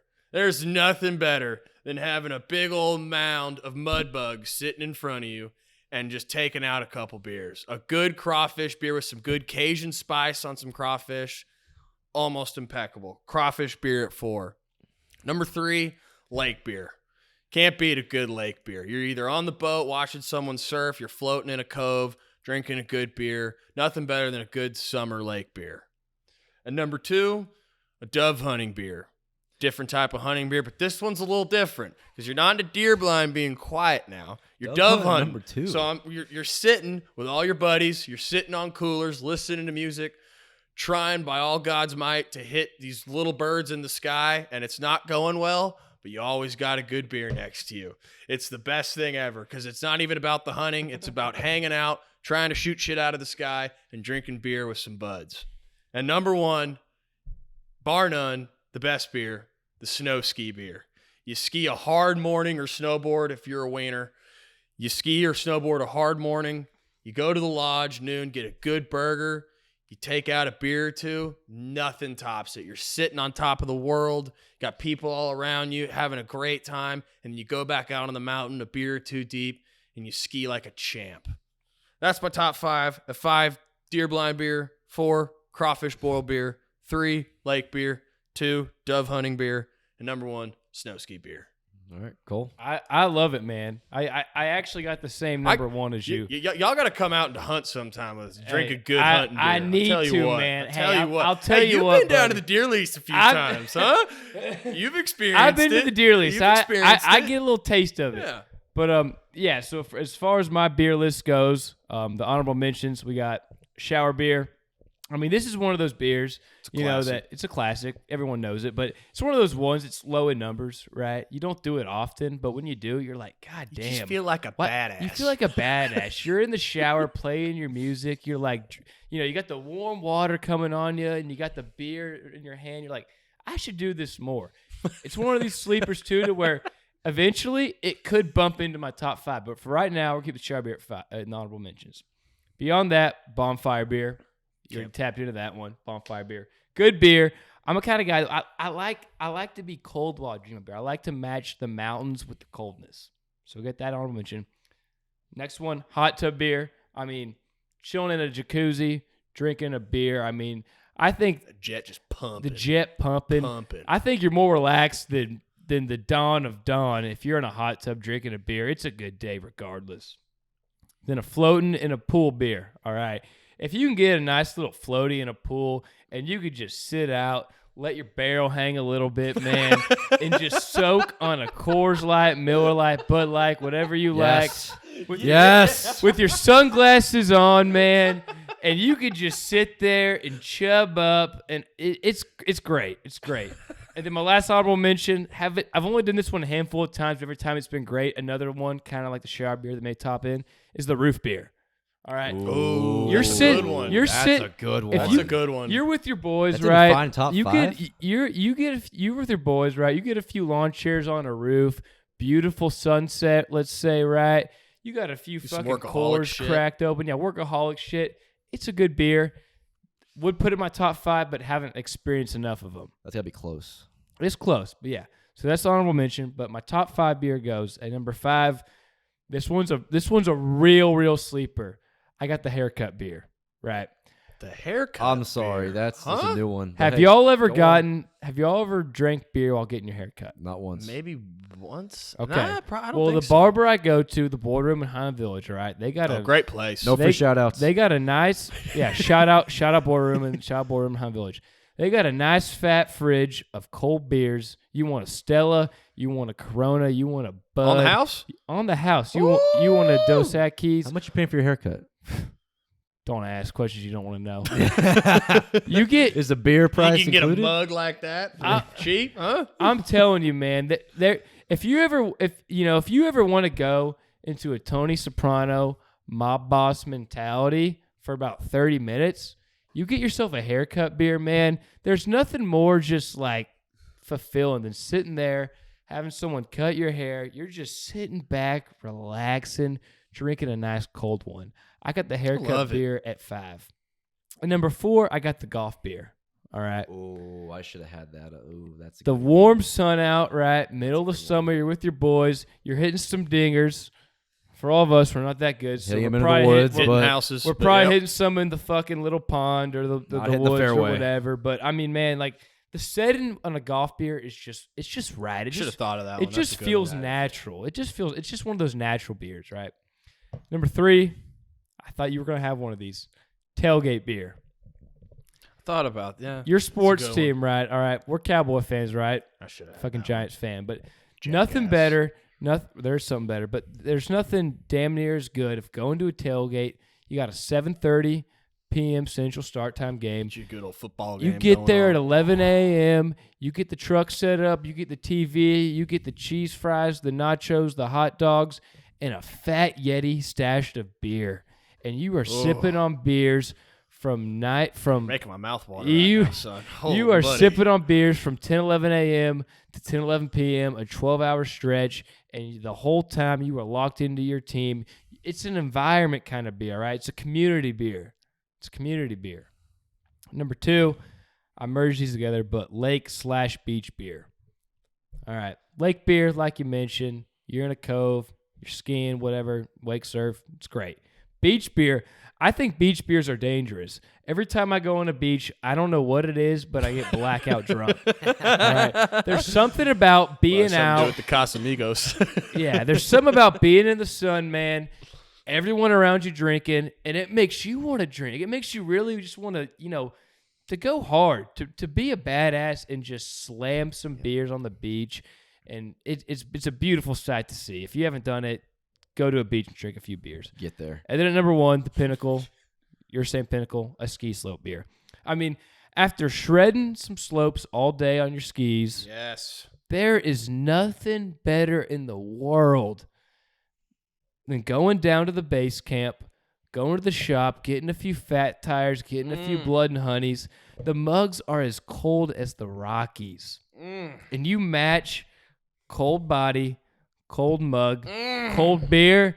You get that triple threat in there, and you might be in the best time of your life. No place to go but up. You're speaking my language, baby. You might be peaking in life right there. Buddy. I mean, you match cold on cold on cold on a beautiful sunny day where the snow is as cold as it comes.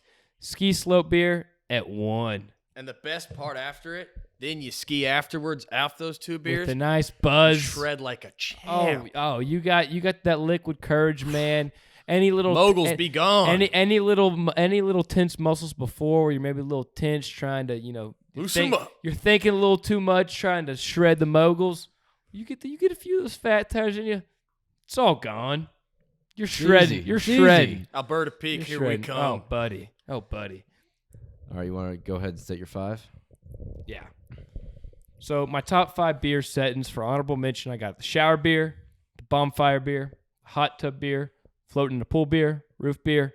And the top 5 list goes to number 5, haircut beer, golf beer, tailgate beer, lake/beach beer, and number 1, ski slope beer. Love the list, gentlemen. All right. I didn't do any honorable mentions, so I'm just going to cut right to it. We're going to go straight hard, Get heavy, into it, top man. 5. All right, number 5. I got an after yard work beer. I think after you've done some yard, maybe after you mowed the lawn a little bit. That's a hard-working man. Hey, no, I actually, on Reddit, that was a very popular selection. I haven't mowed enough lawns, though, but I respect I'll tell you what, as someone who's mowed a few lawns in his day, when you mow that lawn, you go out on the back porch, you go ahead and crack yourself open a Coors Light and admire the work that you just did, admire those lines in that backyard. It's very satisfying. I can attest to that. For all my lawnmowers out there, it's a damn good feeling. You know it. All right. Number 4, I kind of lumped these all into one. I got ballpark sporting event tailgate beers. I feel like I know y'all just did tailgate on your own because I feel like tailgate you're at a sporting event anyway. I just feel like whether you're at a football game, for me, especially baseball game, just kicking back, eating a dog, just go ahead and getting you a nice 16 to 20 ounce Michelob Ultra. And Rangers fans, you know that one. Yep. But it's a satisfying feeling just watching a ball game, kicking back, having a cold one. Number 3, I got family gathering holiday beers.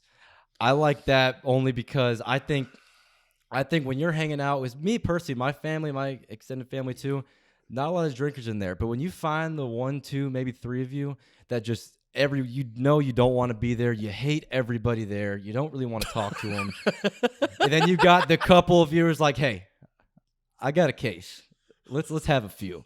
And I'll tell you what, it's a nice feeling, really great way to get away from the whole gathering itself. Really good way to get away from the family if you don't like your cousins, your uncles, whatever he's doing. I'm a big fan, big proponent of the family gathering holiday beer. And then my number 2, I got lake/boat beers. That's something I've experienced more so as the last few years of my life. And I'll tell you what, brother. And I'll tell you what, It's a good one. when that Memorial Day weekend hits, Oh, buddy. and you know it's lake season, you're getting out on that boat, you're getting that Yeti out. You hear that first Hell's Bells Oh, come on in the buddy. summer, and you know it's And time. then you Hells. crack that Coors Light open. Mountains is fucking blue as the fucking day sky. It's something special. It's something special, and it hits every single time. There's not one time it doesn't. And then my number 1, you lumped the 2 in. I got beach beer at number 1, only because it's something I haven't experienced a lot, and every time I do, whether it's night or day, I love a good beach beer. At daytime, you're having a good time with whoever's out there. You're getting drunk. You're in the water. You're drinking a Corona. You're tossing them back, and it's great. And then even at night, you go ahead, you see the night sky. You got the stars right in front of you. Stars are blazing. You're just admiring. you know, what's right in front of You're you. admiring your work you did earlier in the day, and it makes you appreciate that night even much more. It just makes you appreciate That hard work you did during that day. It makes you. You didn't drink 11 Coronas for no reason now, right? You think a regular person can do that? Oh, Come hell on. no. You appreciate where you are. You appreciate where you are at the time and place, because not all of us. I mean, some people are very lucky to live on the beach. A lot of us don't. So when you are at the beach at night, you really get to. Yeah, you gotta. You get to admire. You get to really, sink it in. That's what that beach beer is all about. I'm not much of a beach guy. I'm more of a wooden shack up in the mountains. But I do appreciate the buzzsaw. Yeah, I do appreciate the beach beer though. All right, so I'm gonna run through mine again. My number 5 beer, after yard work beer. Number 4, give me a sporting event beer. Number 3, family gathering / holiday beers. Number 2, lake / boat beers. And number 1, give me a beach beer. Love it. So y'all have never had a haircut beer? Not once. I might have, because I used to go to the boardroom, but I went when I was like 15. I wasn't. I thought you may have had one. I wasn't sure though.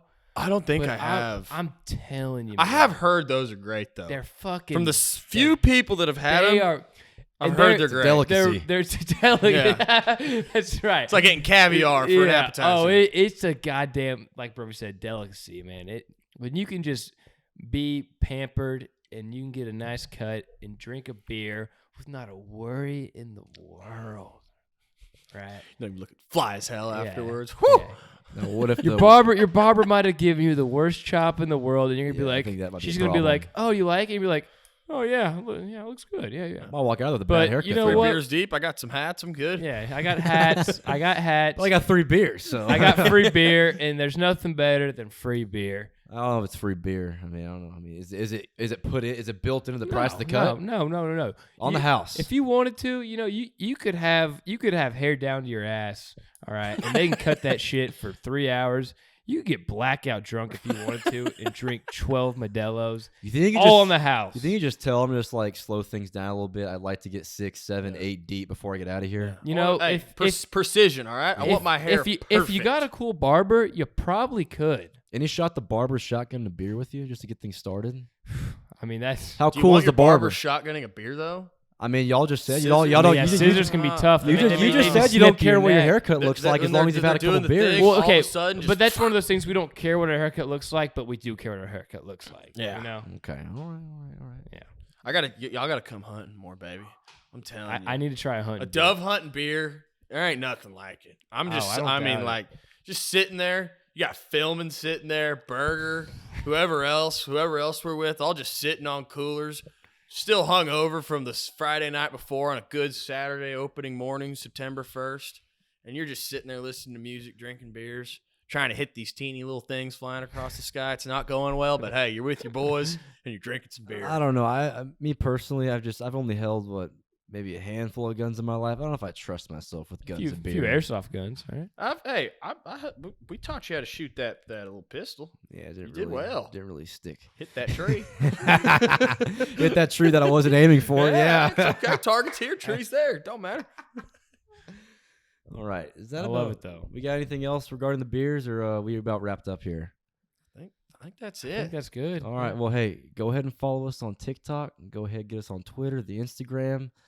Go ahead and follow us. Go ahead and follow PTA Sports. All right? YouTube. Yep. Punch that YouTube, subscribe button, Punch that baby. subscribe button. Go ahead, throw up a like there, and that'll about do it for episode 5. Good deal. Oh, yeah. Good job, Good boys. deal. Good work. I love that beer topic. That was a great topic. That wasn't too rowdy, but it was. No, that was a great. good Like, topic.